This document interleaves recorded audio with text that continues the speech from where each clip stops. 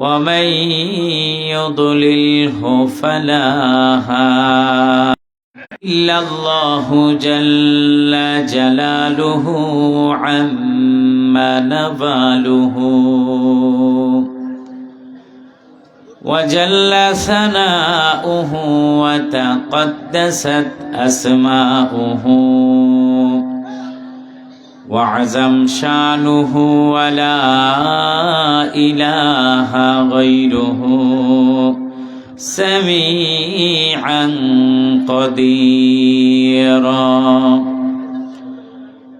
ونشهد أن سيدنا ونبينا وشفيعنا وحبيبنا وحبيب قلوبنا ومولانا محمد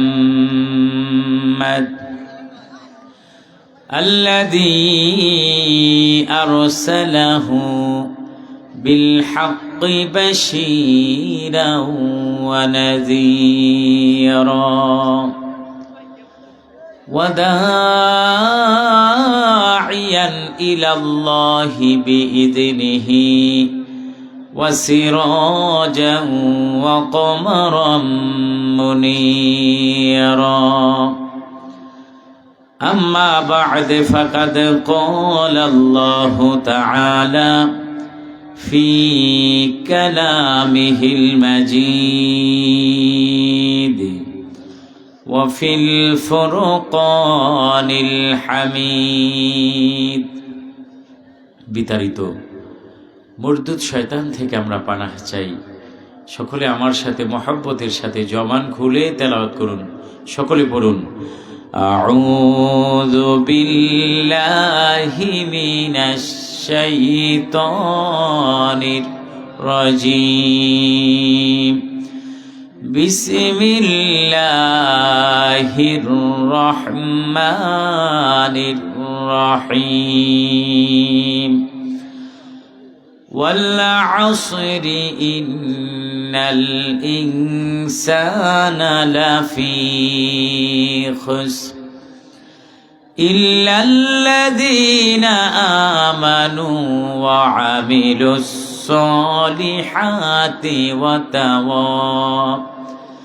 وتواصوا بالحق وتواصوا بالصبر صدق الله المولانا العظيم وصدق رسوله النبي الكريم وأما من الشاهدين والشاكرين والحمد لله رب العالمين.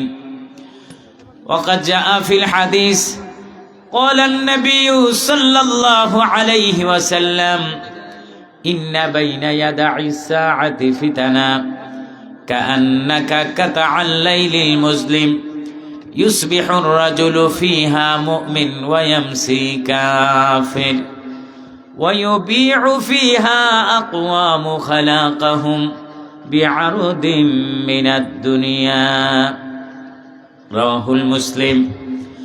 وقال تعالى في شان حبيبه ونبيه ورسوله آمرا ومخبرا إن الله وملائكته يصلون على النبي يا أيها الذين آمنوا صلوا عليه وسلموا تسليما اللهم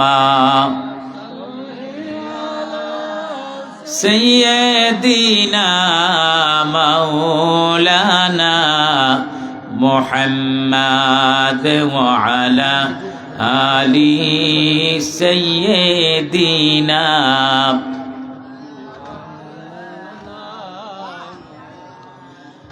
হাতে পায়ে কড়া লাগাইয়া যেদিন নিয়ে যাবে জাহান্নামে নামে হাতে পায়ে কড়া লাগাইয়া যেদিন নিয়ে যাবে জাহান্নামে,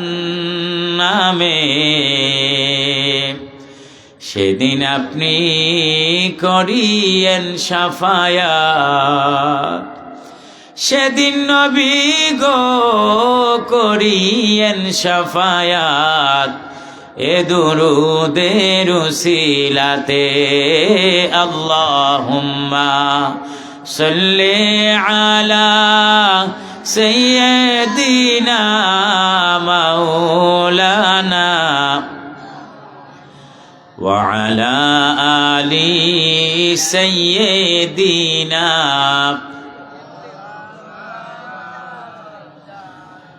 লা ইলাহা ইল্লাল্লাহ, লা ইলাহা ইল্লাল্লাহ, লা ইলাহা ইল্লাল্লাহ, লা ইলাহা। মালিক তুমি দিন দুনিয়ার, সেজদা লও গো হাজার আমার। মালিক তুমি দিন দুনিয়ার, সেজদা লও গো হাজার আমার। তুমি ছাড়া ইলাহ নাই গো, তুমি ছাড়া ইলাহ নাই গো, তুমি মোদের এক মাওলা, লা ইলাহা।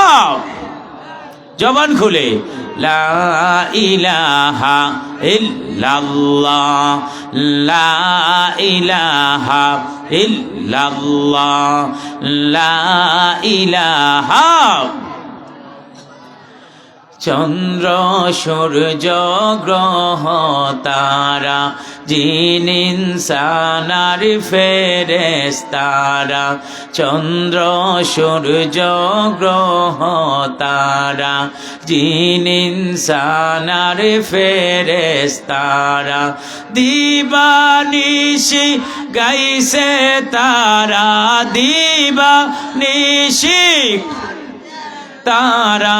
মাবুদ মোদের এক মাওলা, লা ইলাহা, লা ইলাহা ইল্লাল্লাহ, লা ইলাহা, লা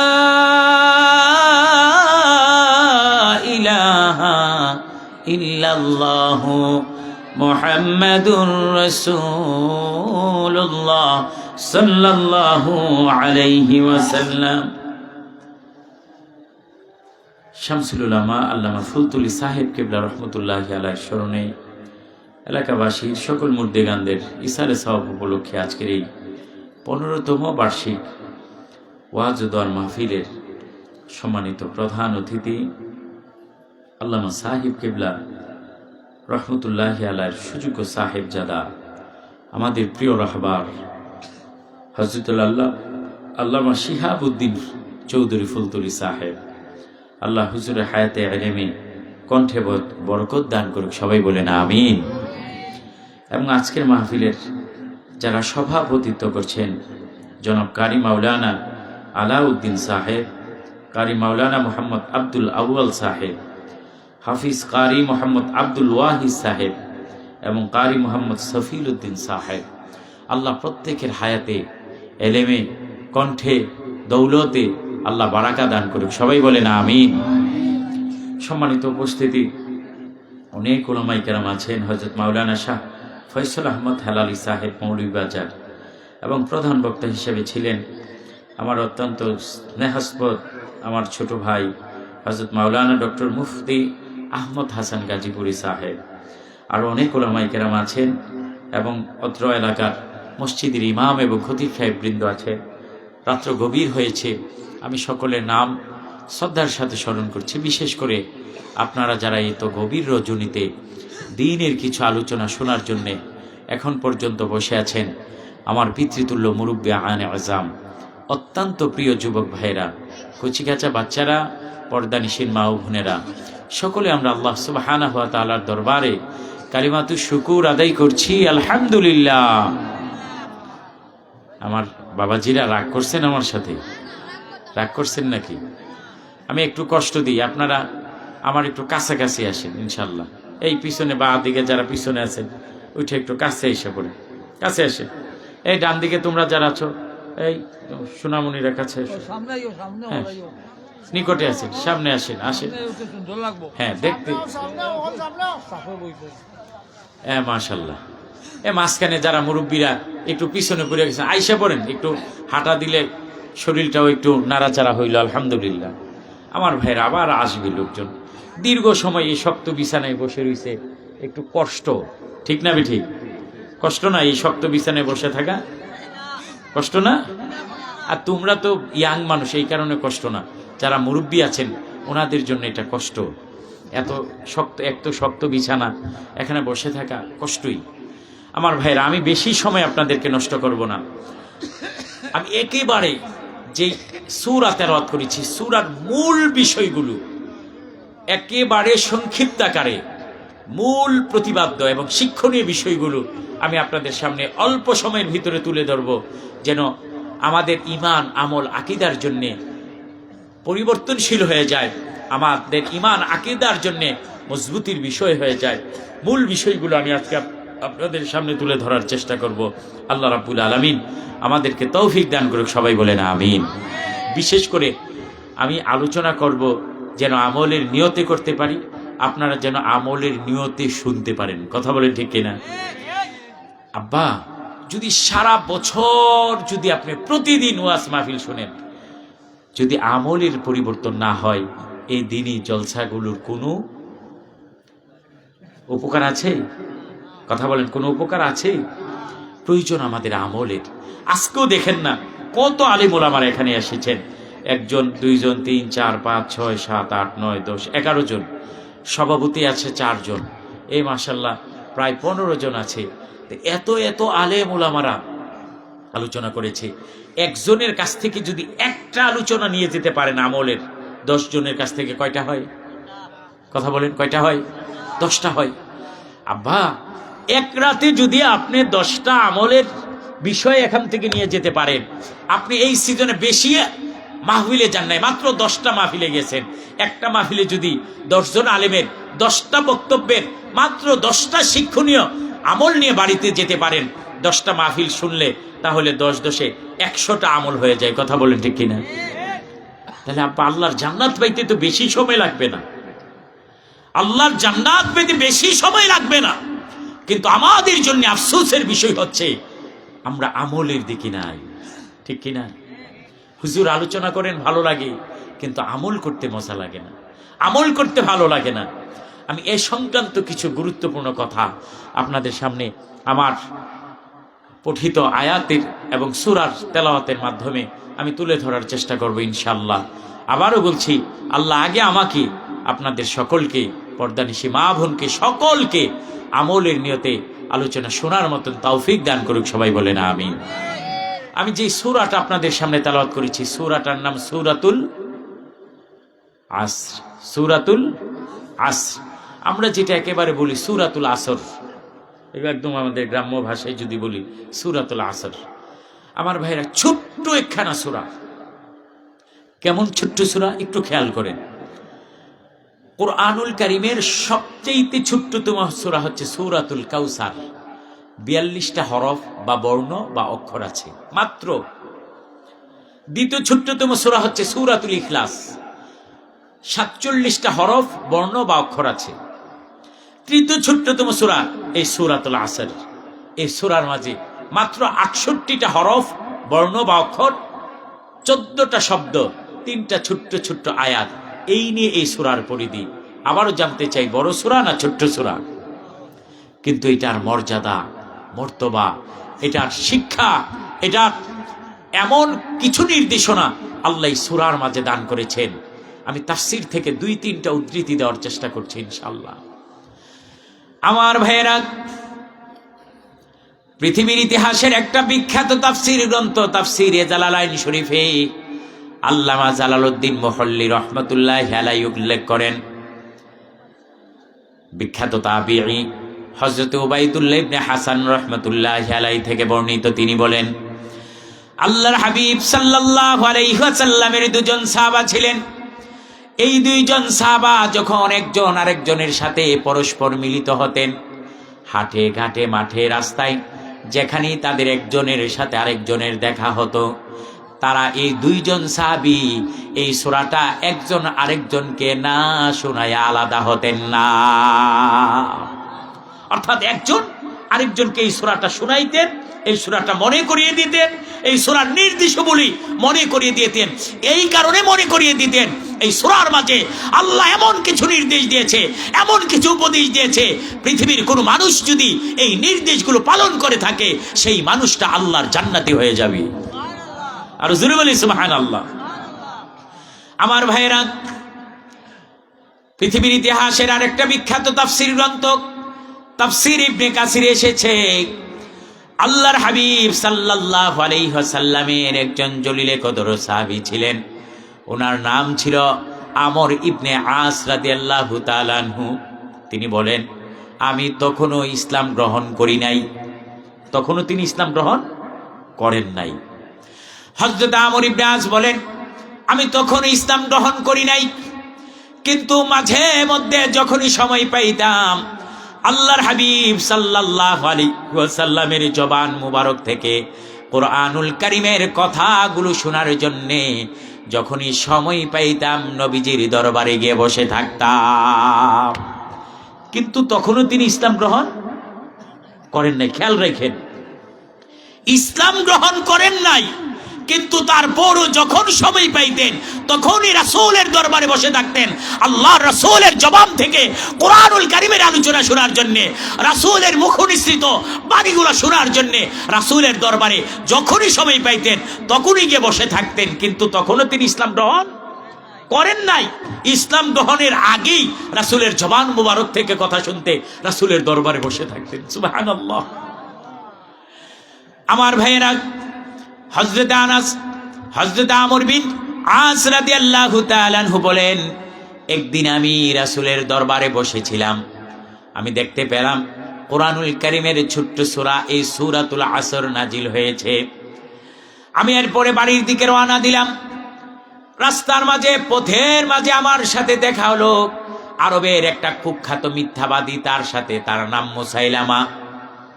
আরবের সবচেয়ে কুখ্যাত একটা মিথ্যাবাদী ছিল, তার নাম হচ্ছে মুসাইলামা। তার নাম কি? মুসাইলামা। তার সাথে আমার দেখা। আমর ইবনে আস বলতেছেন, আমি রাসূলের দরবার থেকে একদিন উঠে বাড়ির দিকে রওনা দিয়েছি, আমার সাথে দেখা হলো মুসাইলামার সাথে। মুসাইলামা কেমন মানুষ? আরবের সবচেয়ে কুখ্যাত মিথ্যাবাদী ছিল। কত মিথ্যাবাদী ছিল! আল্লাহর রাসূলের ইন্তিকালের 2.5 দিন পর রাসূলের জানাজা হয়েছে, রাসূলের কাফন দাফন হয়েছে। কি হয়েছে? কাফন দাফন। আল্লাহ রাসূলের জানাজা হয় নাই। আমার ভাইরা, যে যখন এসেছে রাসূলের জানাজা পড়ে, ব্যক্তিগতভাবে পড়ে দোয়া করে চলে গিয়েছে, দুরূদ পড়ে চলে গিয়েছে, কিন্তু জামাতবদ্ধভাবে আল্লাহ রাসূলের কোনো জানাজা হয় নাই। সম্মানিত উপস্থিতি, কিন্তু রাসূলের কাফন দাফন হয়েছে 2.5 দিন পরে। কতদিন পর? এই মুসাইলামা কত বড় মিথ্যাবাদী দেখেন! আল্লাহর রাসূলের ইন্তেকালের পর এই বর্তমান বিশ্ব পর্যন্ত, এই সময় 2026 সাল পর্যন্ত 30 জন মানুষ নিজেকে নবী বলে দাবি করছে। নাউজুবিল্লাহ কইতেন না? আর জোরে বলেন না নাউজুবিল্লাহ। যদি কেউ মনে করে, কাউকে বিশ্বাস করে যে হ্যাঁ রাসূলের পরেও আর কেউ নবী হতে পারে, আসতে পারে, ইমাম থাকবে। কথা বলেন, ইমাম থাকবে। এমনই এক কুখ্যাত কাফের আছে আমার দেশে, তার কিছু অনুসারী আছে। এই সম্প্রদায়টার নাম হচ্ছে কাদিয়ানি সম্প্রদায়। নাম শুনছেন না? নাম শুনছেননি? এই কাদিয়ানি সম্প্রদায়ের মানুষগুলোর নাম হচ্ছে আব্দুল করিম, আব্দুর রহিম, আব্দুল সামাদ, আব্দুল গাফার, আব্দুল আহাদ। এই রকম নাম। নাম দেখতে শুনতে মুসলমানের মতন মনে হয় না, ও মুসলিমের মতন মনে হয়, কিন্তু আসলে আদতে প্রকৃতপক্ষে তারা মুসলমান। এই কারণে মুসলমান নয়, কারণ যেই ব্যক্তি আমার রাসূলকে আখিরি নবী হিসাবে মানবে না, আমার নবীজিকে আখিরি নবী হিসাবে মানবে না, আল্লাহর কসম করে বলি সেই ব্যক্তি কখনো মুসলমান ইমানদার থাকতে পারে না, পারে না, পারে না। কথা বলে ঠিক কিনা? কারণ যেই ব্যক্তি আমার রাসূলকে আখিরি নবী মানবে না, শেষ নবী মানবে না, সেই ব্যক্তি মুসলমান থাকতে পারে। এই কাদিয়ানীরা আমার নবীকে শেষ নবী মানে না। তারা আমার নবীকে নবী মানে কিন্তু শেষ নবী মানে না। তারা মনে করে থাকে তাদের যেই নেতা গোলাম শয়তান কাদিয়ানী, তার নাম গোলাম আহমদ, তার মা বাবা রেখেছিল গোলাম আহমদ, আহমদের গোলাম। আহমদ মানে আমার নবীর একটা নাম, অর্থাৎ আমার নবীর গোলাম হিসাবে তার নাম রাখা হয়েছে। প্রকৃতপক্ষে সে গোলাম আহমদ না, আমার নবীর খাদেম না, আমার নবীর অনুসারী না। আমার নবীর পর যেই ব্যক্তি নিজেকে নবুয়তি দাবি করতে পারে, আল্লাহর কসম করে বলি তার চাইতে কট্টর কাফের এই পৃথিবীতে আর কেউ হতে পারে না। ঠিক কিনা বলেন?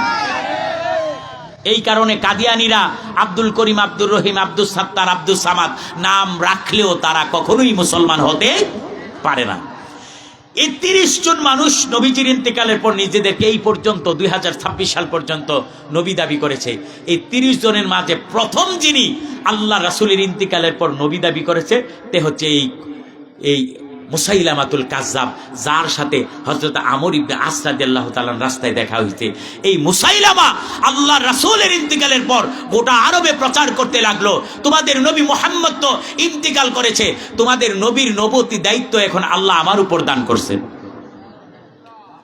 নাউজুবিল্লাহ কইতেন না? আর জোরে কর না নাউজুবিল্লাহ।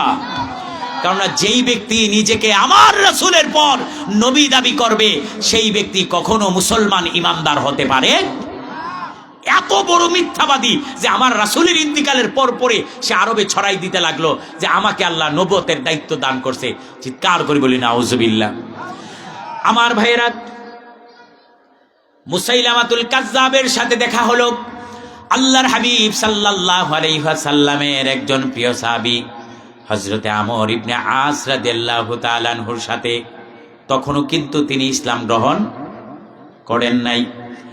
আমর ইবনে আসকে দেখার পর মুসাইলামাতুল কাজ্জাব অনেকটা ঠাট্টা করে বিদ্রূপ করে আমর ইবনে আসকে বলল, হে আমর, তুমি তো মুহাম্মদের দরবারে যাও, আমরা শুনেছি তার কাছে নাকি নতুন নতুন খবর এসে থাকে। অর্থাৎ জিবরাইল আমিন যে আল্লাহর হাবিব সাল্লাল্লাহু আলাইহি ওয়াসাল্লামের দরবারে ওহী নিয়ে আসে, এটা তারা বিশ্বাস করে না। এই কারণে ঠাট্টা করে আমর ইবনে আস রাদিয়াল্লাহু তাআলা আনহুকে জিজ্ঞাসা করতেছে, তুমি যেই মুহাম্মদের দরবারে যাও তার কাছে যে নতুন নতুন খবর আসে সেই খবর কি তুমি জানো? কয়, হ্যাঁ আমি জানি। তার কাছে ইদানিং আর নতুন কোনো খবর আসছে নাকি? হযরতে আমর ইবনে আস রাদিয়াল্লাহু তাআলা আনহু বলেন, আল্লাহর কসম করে বলি এইমাত্র আমি আল্লাহর হাবিব সাল্লাল্লাহু আলাইহি ওয়াসাল্লামের দরবার থেকে উঠে এসেছি। আমি দেখেছি কোরআনুল কারীমের ছোট্ট সূরা সূরাতুল আসর উনার উপর নাজিল হয়েছে। হে মুসাইলামা, আল্লাহর নামের শপথ করে বলি মাত্র 3টা আয়াত, 14টা শব্দ, 68টা হরফ নিয়ে এই ছোট্ট সূরা, কিন্তু এই সূরার মর্যাদা মর্তবা এত বেশি, কোন মানুষ যদি এই ছোট্ট সূরা সূরাতুল আসরের আমল করে, এই ছোট্ট সূরার আমলটাই ওই ব্যক্তিকে আল্লাহর জান্নাতে পৌঁছাই দিবে। সুবহানাল্লাহ। ছোট্ট সূরা সূরাতুল আসর যদি আমল করে তাহলে এই সূরার আমলটাই সেই ব্যক্তিকে আল্লাহর জান্নাতে পৌঁছাই দিবে। সুবহানাল্লাহ। তাহলে মর্যাদা কম না বেশি? কথা বলেন, কম না বেশি? আমার ভাইরা, একজন বিখ্যাত ইসলামিক স্কলার পণ্ডিত ছিলেন ইমাম শাফিঈ রহমতুল্লাহি আলাইহি, ঠিক কিনা? এবং ইমামদের মাঝে তিনি একজন উল্লেখযোগ্য ইমাম ছিলেন, ইমাম শাফিঈ রহমতুল্লাহি আলাইহি। তিনি এই সূরার ব্যাপারে কি মন্তব্য করেছেন আশ্চর্যজনক।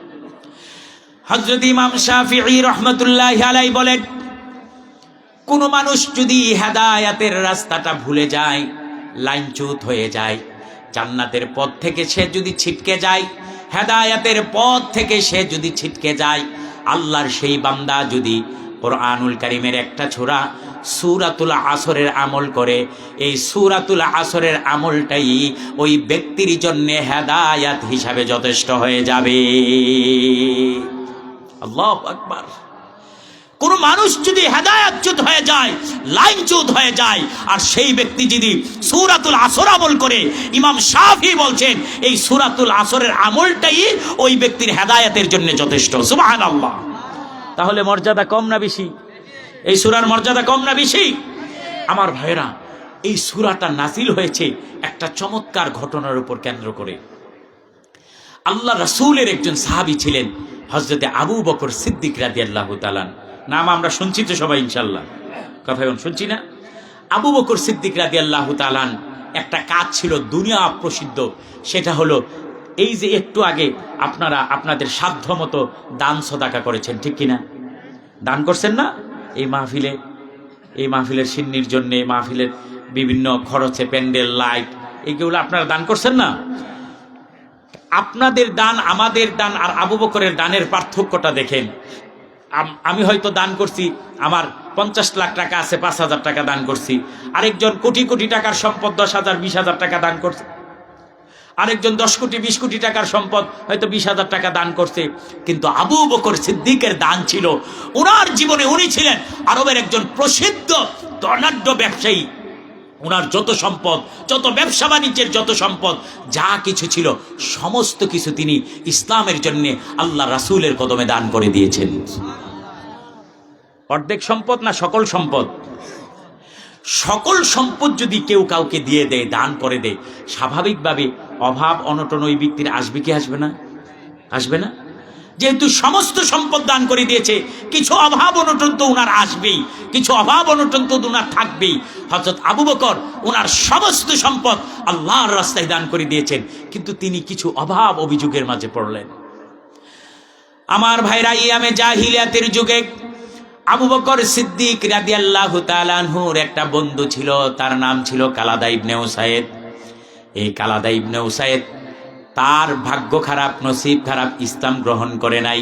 কিন্তু হযরতে আবু বকর সিদ্দিক রাদিয়াল্লাহু তাআলা আনহু ওনার সমস্ত জিন্দেগীর সকল সম্পদ ইসলাম গ্রহণ করে নবীর কদমে দান করে দিয়েছেন।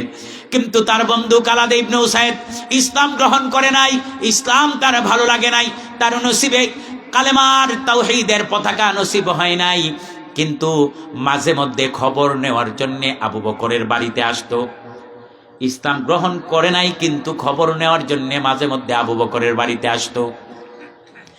একদিন কালাদা ইবনে উসাইদ আবু বকরের বাড়িতে আসলো, এসে বলল, আবু বকর তোমার কি হলো বুঝলাম না, তুমি তো তোমার সকল ব্যবসা বাণিজ্য, টাকা পয়সা, ধন দৌলত সব কিছু মুহাম্মদের কালেমা গ্রহণ করে তার কাছে দান করে দিয়েছো, তুমি তো দুনিয়ার মাঝে ধ্বংসের মাঝে পড়ে গেছো। নাউজুবিল্লাহ।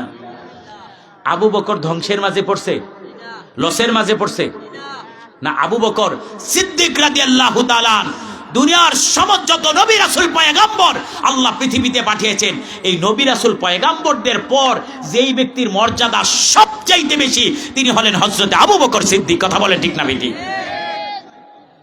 কিন্তু তার বন্ধু কালাদা ইবনে উসাইদ বলছে, তুমি তো মুহাম্মাদের জীবন ধর্ম গ্রহণ করে তুমি তোমার ব্যবসা বাণিজ্য, টাকা পয়সা সব দান করে দিয়েছো, তুমি তোমার দুনিয়ার জিন্দেগির লসের মাঝে পড়ে গেছো, ক্ষতির মাঝে পড়ে গেছো, নুকসানের মাঝে পড়ে গেছো। আমার ভাইয়েরা, আল্লাহর কসম করে বলি, আবু বকর ক্ষতিতে পড়ে নাই, লসের মাঝে পড়ে নাই, বরং আবু বকর সম্মানের সাথে ছিল। কথা বলে ঠিক না বেটি? দুনিয়াতেও আবু বকরের সম্মান উম্মতের মাঝে সবচাইতে বেশি, আখিরাতেও আবু বকরের মর্যাদা কম না বেশি? কেমন বেশি? একটা হাদিস আমি আপনাদেরকে শোনাই, বুখারী শরীফে এসেছে হাদিসটা, মিশকাতুল মাসাবিতেও এসেছে। হযরতে উবাইদুল্লাহ ইবনে আব্দুল্লাহ ইবনে উতবা, একজন বিখ্যাত তাবিঈ, তিনি বলেন, একদিন আমি আম্মা জান আয়েশা সিদ্দিকা রাদিয়াল্লাহু তাআলা আনহার বাড়িতে গেলাম। গিয়ে আম্মা জান আয়েশা সিদ্দিকাকে জিজ্ঞেস করলাম, আল্লাহর রাসূলের যে ইন্তিকালের পূর্বে যে অসুস্থ ছিলেন 17-18 দিন, এই অসুস্থতাকালীন সময়ের ব্যাপারে তিনি কিভাবে সময় কাটাইছেন আমাকে কি একটু জানানো যায়? আর মিশকাতুল মাসাবিতে হাদিসটা এসেছে এইরকম যে আল্লাহর রাসূলের অসুস্থতাকালীন সময় কেমন করে নামাজ আদায় করেছে, এই ব্যাপারে কি আমাকে একটু জানানো যায়? আম্মা জানা আয়েশা সিদ্দিকা রাদিয়াল্লাহু তাআলা আনহা বললেন, কেন নয়, আল্লাহর হাবিব সাল্লাল্লাহু আলাইহি ওয়াসাল্লাম অসুস্থতাকালীন সময়ে কি করে সময় কাটিয়েছেন, কি করে নামাজ আদায় করেছেন, অবশ্যই আমি আপনাদেরকে জানাতে পারি। অবশ্যই আমি আপনাদেরকে জানাবো। কেন আমি জানাবো না, লুকোচুরি করব? আমার ভাইয়ের আম্মা জান আয়েশা সিদ্দিকা বলেন, একদিন আল্লাহর হাবিব সাল্লাল্লাহু আলাইহি ওয়াসাল্লাম নামাজ আদায় করে বাড়িতে আসলেন, হুজরাতে আসলেন, রুমে আসলেন। হুজরাতে আসার পর আল্লাহর হাবিব সাল্লাল্লাহু আলাইহি ওয়াসাল্লামের অসুস্থতা বেড়ে গেল। ব্যাখ্যা বিশ্লেষণ করে দেখা যায়, রাসূলের জীবনী তালাশ করে দেখা যায়, এই ঘটনাটা ছিল নবীজির ইন্তিকালের 3 দিন আগের ঘটনা। কয়দিন আগের? 3 দিন আগের ঘটনা। আম্মা জান আয়েশা সিদ্দিকা বলেন, নবীজি মসজিদ থেকে জামাতে নামাজ আদায় করে এসেছেন, ঘরে আসলেন। নবীজি আসার পর নবীজি অসুস্থতা বেড়ে গেল, মাথার তীব্র যন্ত্রণা বেড়ে গেল। নবীজি স্থির থাকতে পারলেন না, বেহুশ হয়ে গেলেন। নবীজি বেহুশ হয়ে জমিনে পড়ে গেলেন। যেই নামাজ আদায় করে নবীজি মসজিদ থেকে বাড়িতে এসেছেন, ওই নামাজটা ছিল মাগরিবের নামাজের ওয়াক্ত। কোন নামাজ? সবাই বলেন। মাগরিবের নামাজ আদায় করে ঘরে আসছেন নবীজি। আয়েশা, নবীজি জ্বর বেড়ে গেল, মাথার যন্ত্রণা বেড়ে গেল। ওই যে আল্লাহ রাসূলকে খাই বলে বিষ পান করিয়েছিল, সেই বিষের যন্ত্রণা আল্লাহ রাসূলের উদ্বেগ হয়ে গেল। নবীজি স্থির থাকতে পারলেন না, বেহুশ হয়ে গেলেন। আল্লাহু আকবার। আমার ভাইয়েরা, আল্লাহ রাসূল মাগরিবের নামাজ আদায় করে আসার পর ওনার জ্বর, মাথার তীব্রতার কারণে বেহুশ হয়ে গেলেন। দীর্ঘ সময় তিনি বেহুশ হয়ে রইলেন। যখন হুশ ফিরে আসলো, আল্লাহর রাসূল আয়েশা সিদ্দিকাকে জিজ্ঞাসা করে, আয়েশা, জামাত কি হয়ে গেছে, নামাজ কি শেষ হয়ে গেছে? আম্মা জান আয়েশা সিদ্দিকা বলেন, ইয়া রাসূলুল্লাহ, ইয়া হাবিবাল্লাহ, মসজিদে আশারের আযান হয়েছে, কিন্তু আপনার সাহাবীরা কেউ নামাজ আদায় করে নাই, কেউ বাড়িতেও যায় নাই। আপনি কখন মসজিদে যাবেন, জামাতের সাথে নামাজ আদায় করাবেন?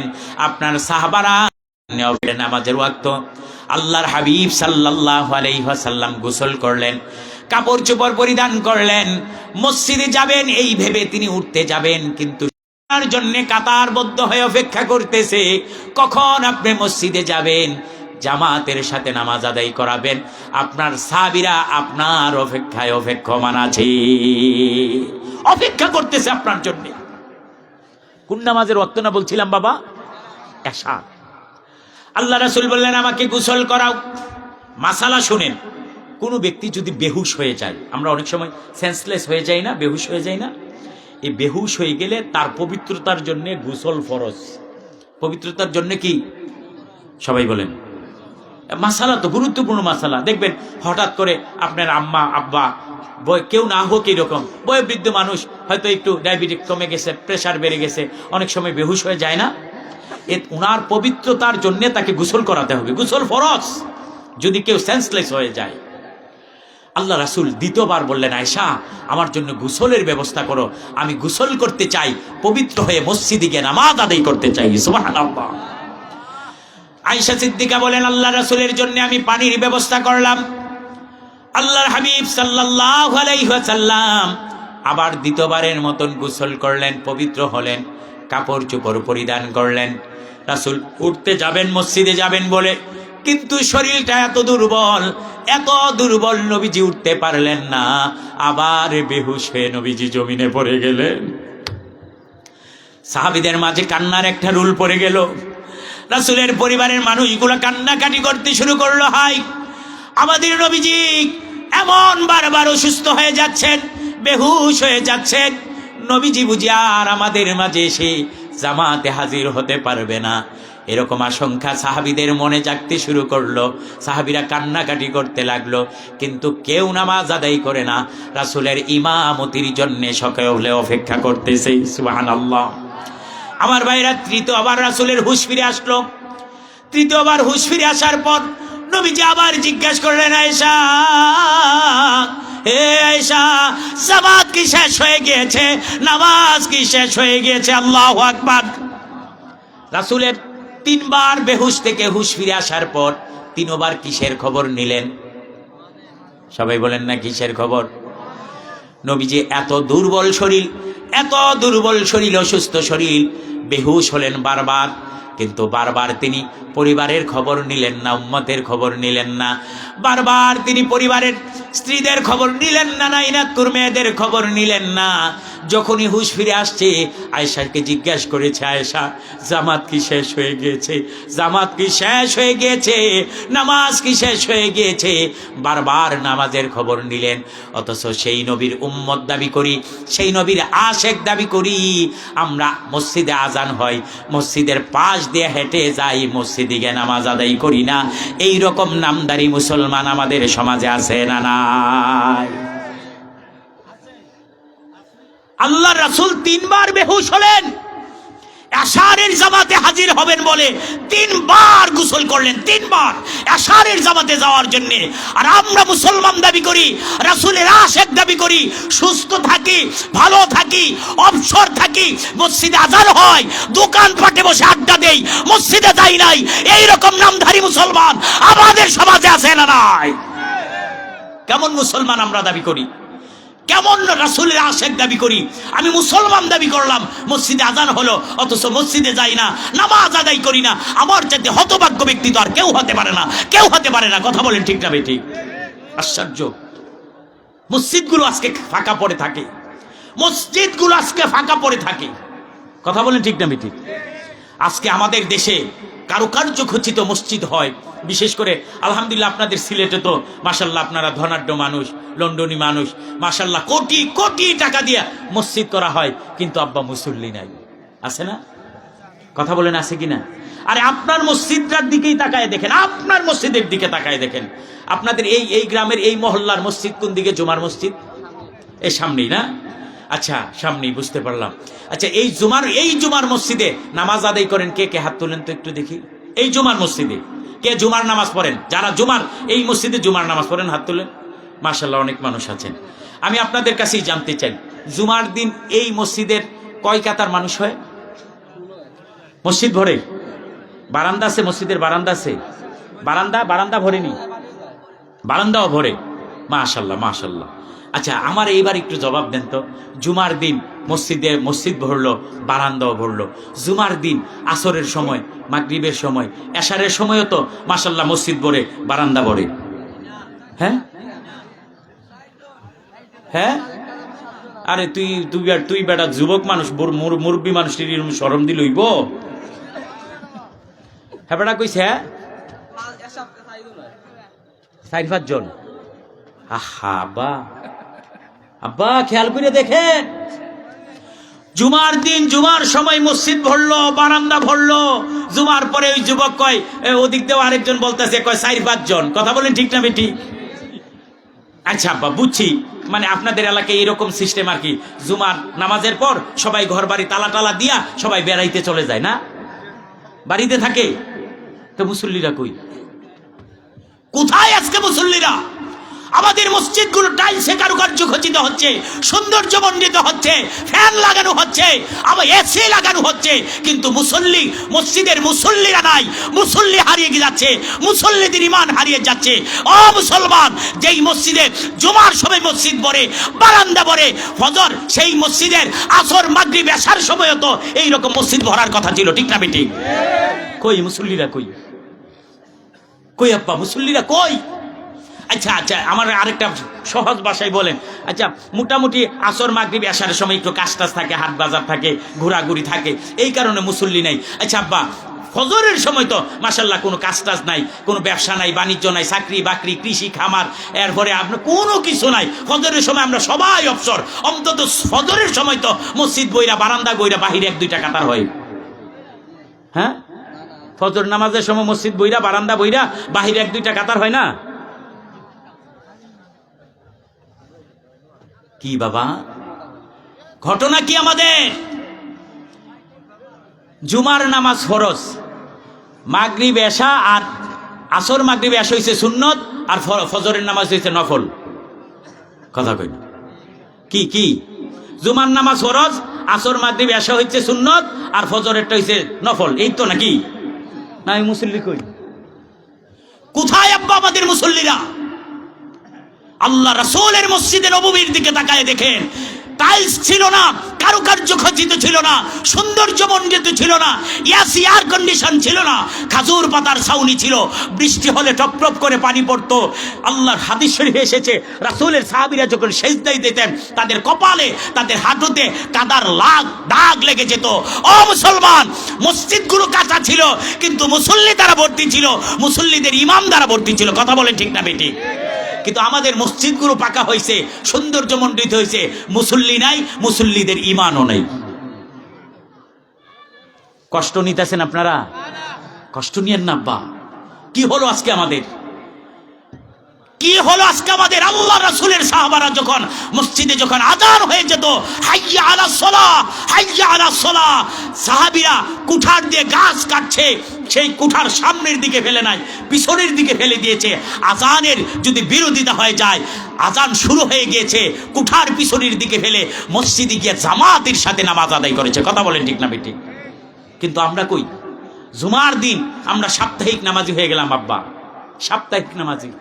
জুমার দিন মসজিদে একবারে 11টা বাজলেই গোসল টুসল কইরা সেন্ট সুন্ট লাগাইয়া আতর লাগাইয়া মসজিদে গিয়ে জুমাতে হাজির হইলাম, কিন্তু মাগরিব পড়লাম না, এরপরে এশা পড়লাম না, ফজরের খবর নাই। ও মুসলমান, আল্লাহর কসম করে বলি, এই ইমাম দিয়া আল্লাহর আদালতের সামনে দাঁড়ানোর মতন কোনো ক্ষমতা আমাদের নাই। কেমনে দাঁড়াইবেন? আরে দাঁড়াইতে হইলে তো একটা উসিলা লাগবে। আল্লাহর আদালতের সামনে যে দাঁড়াইবো, রাসূল যে আমাদের জন্য শাফায়াত করবে, একটা উসিলা তো লাগবে, উসিলা তো লাগবে।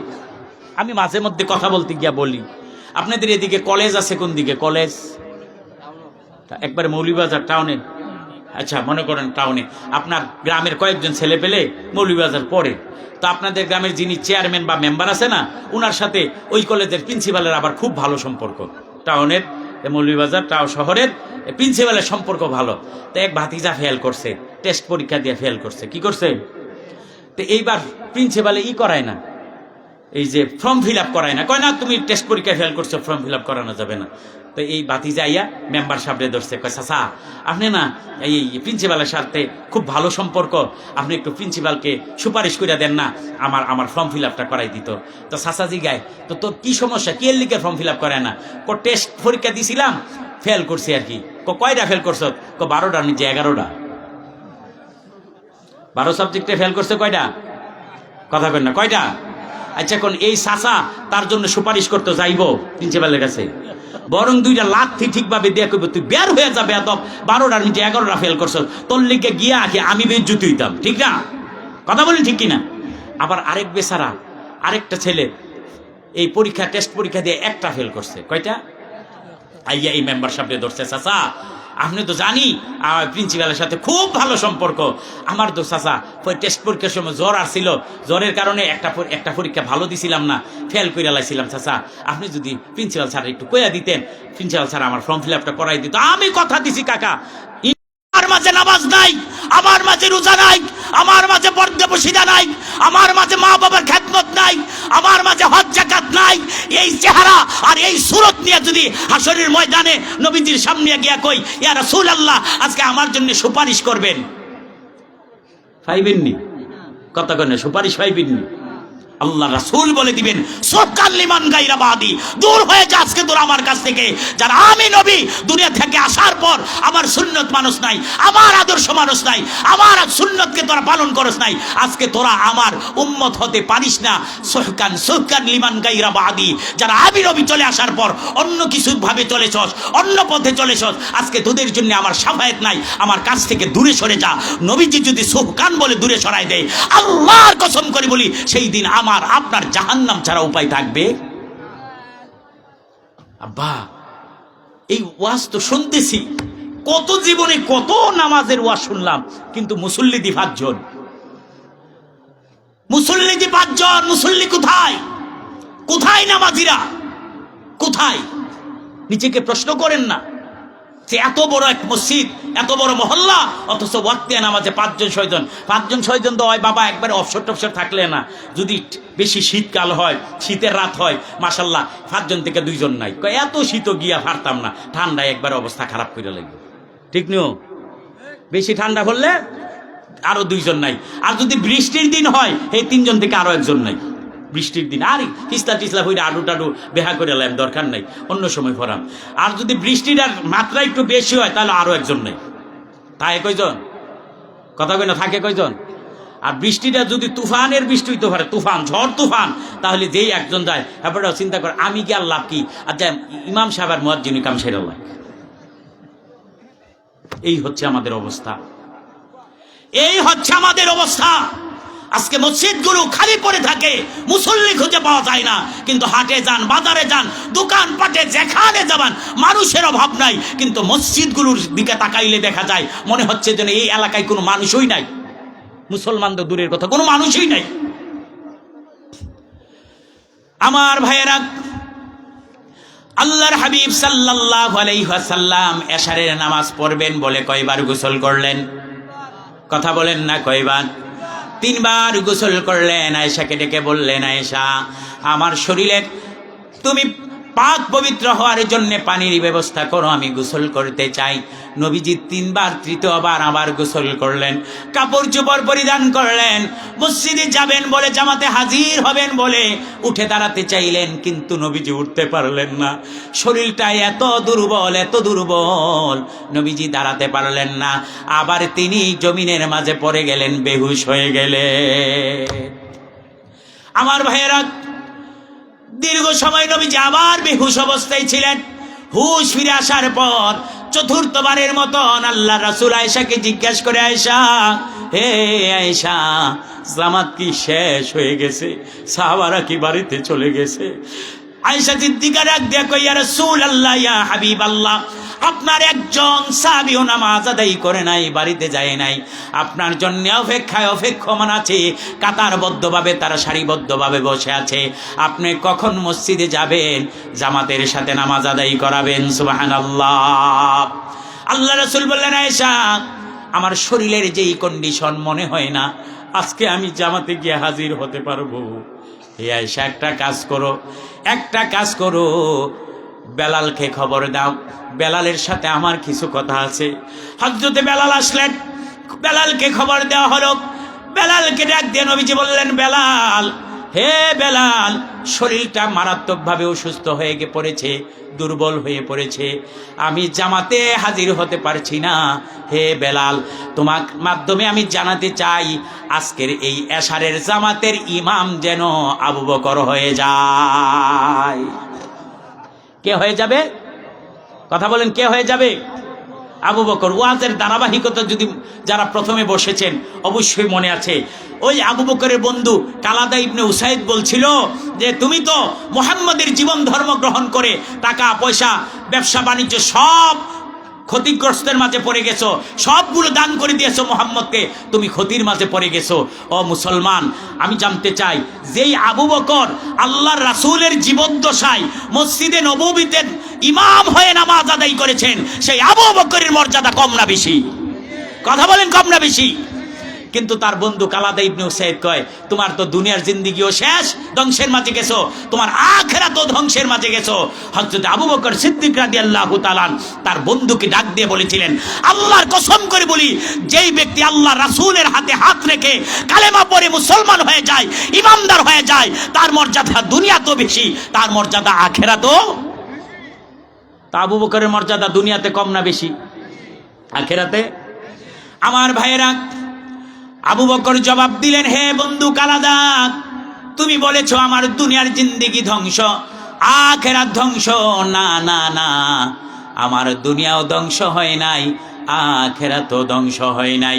হে কালাদা, দুনিয়ার জীবনে যেই ব্যক্তি কালেমা পড়ে ইসলাম গ্রহণ করে ইমানদার হয়ে যায়, ইমানদারের মর্যাদা দুনিয়াতেও বেশি, আখিরাতেও বেশি। দুনিয়াতেও ইমানদারের মর্যাদা বেশি, আখিরাতেও ইমানদারের মর্যাদা বেশি। এই কথাটা আমার আল্লাহর কাছে এত পছন্দ হয়েছে আবু বকরের এই কথাটা। আল্লাহ রাব্বুল আলামিন ডাক দিয়ে বললেন, জিবরাইল যাও, আমার বন্ধু মুহাম্মাদের কাছে চলে যাও, কোরআনুল কারীমের ছোট্ট সূরা সূরাতুল আসর নিয়ে জিবরাইল চলে আসলো, এসে বলল, ইয়া রাসূলুল্লাহ, ইয়া হাবিবাল্লাহ, আপনার সাথে আবু বকর তার বন্ধু কালাদাকে এমন একটা জবাব দিয়েছে, আল্লাহ রাব্বুল আলামিন এত পছন্দ করেছেন, তার জবাবটাকে আল্লাহ রাব্বুল আলামিন কোরআনুল কারীমে সংযোজন করেছে। আবু বকরের এই জবাবটাকে আল্লাহ সূরাতুল আসরের মাঝে সংযোজন করে দিয়া তখন এই সূরাতুল আসর নাজিল করেছেন। সুবহানাল্লাহ। আমার ভাইরা, এবার একটু মিলান দেখেন, আল্লাহ বলছেন ওয়াল আসর ইন্নাল ইনসানা লাফি খুসর, সময়ের কসম, সমস্ত মানুষ ক্ষতির মাঝে লিপ্ত। আবু বকরের বন্ধু কালাদা ইবনে উসাইদ বলেছেন যে তুমি তোমার সহায় সম্পদ, ধন সম্পদ সব কিছু মুহাম্মদের হাতে দান করে দিয়ে তুমি তোমার দুনিয়া ধ্বংস করে ফেলেছো। কালাদা আবু বকরকে বলছে তুমি তোমার দুনিয়া ধ্বংস করছো, আর আমার আল্লাহ কয় শুধু আবু বকর না, সমস্ত মানুষ ধ্বংসের মাঝে। অর্ধেক মানুষ না সমস্ত মানুষ? কথা কয় না। অর্ধেক মানুষ না সমস্ত মানুষ ধ্বংসের মাঝে? সমস্ত মানুষ ধ্বংসের মাঝে। এরপরে আল্লাহ ইল্লা দ্বারা ইস্তেসনা করেছেন, ইস্তেসনা করে বলেছেন ইল্লাল্লাযীনা আমানু, যারা ঈমান আনে তারা ধ্বংসের মাঝে না। আবু বকর তার বন্ধু কালাদাকে জবাব দিয়েছিল, কালাদা, যেই ব্যক্তি আল্লাহর পথে ঈমান এনে ঈমানদার হয়ে যায়, মুসলমান হয়ে যায়, সে ধ্বংসের পথে না। আমার আল্লাহ কই ইল্লাল্লাযীনা আমানু, যেই ব্যক্তি ঈমানদার সে ক্ষতির মাঝে না, সে লাভের মাঝে আছে। চিৎকার করে বলি সুবহানাল্লাহ। আমার ভাইরা, এই তখন আল্লাহ রাব্বুল আলামিন এই সূরা নাজিল করলেন। এই সূরার এমন কিছু গুরুত্বপূর্ণ শিক্ষা আছে আমার ভাইরা, রাত্র তো অনেক হয়ে যাচ্ছে, আমি একবার সংক্ষেপে 15 থেকে 20 মিনিটের ভিতরে এই সূরার শিক্ষাটা তুলে ধরার চেষ্টা করছি। এরপরে ইনশাআল্লাহ দোয়া মুনাজাতে যাব। তাবারুকের ব্যবস্থা আছে নাকি? সিন্নির ব্যবস্থা আছে? মাশাআল্লাহ মাশাআল্লাহ।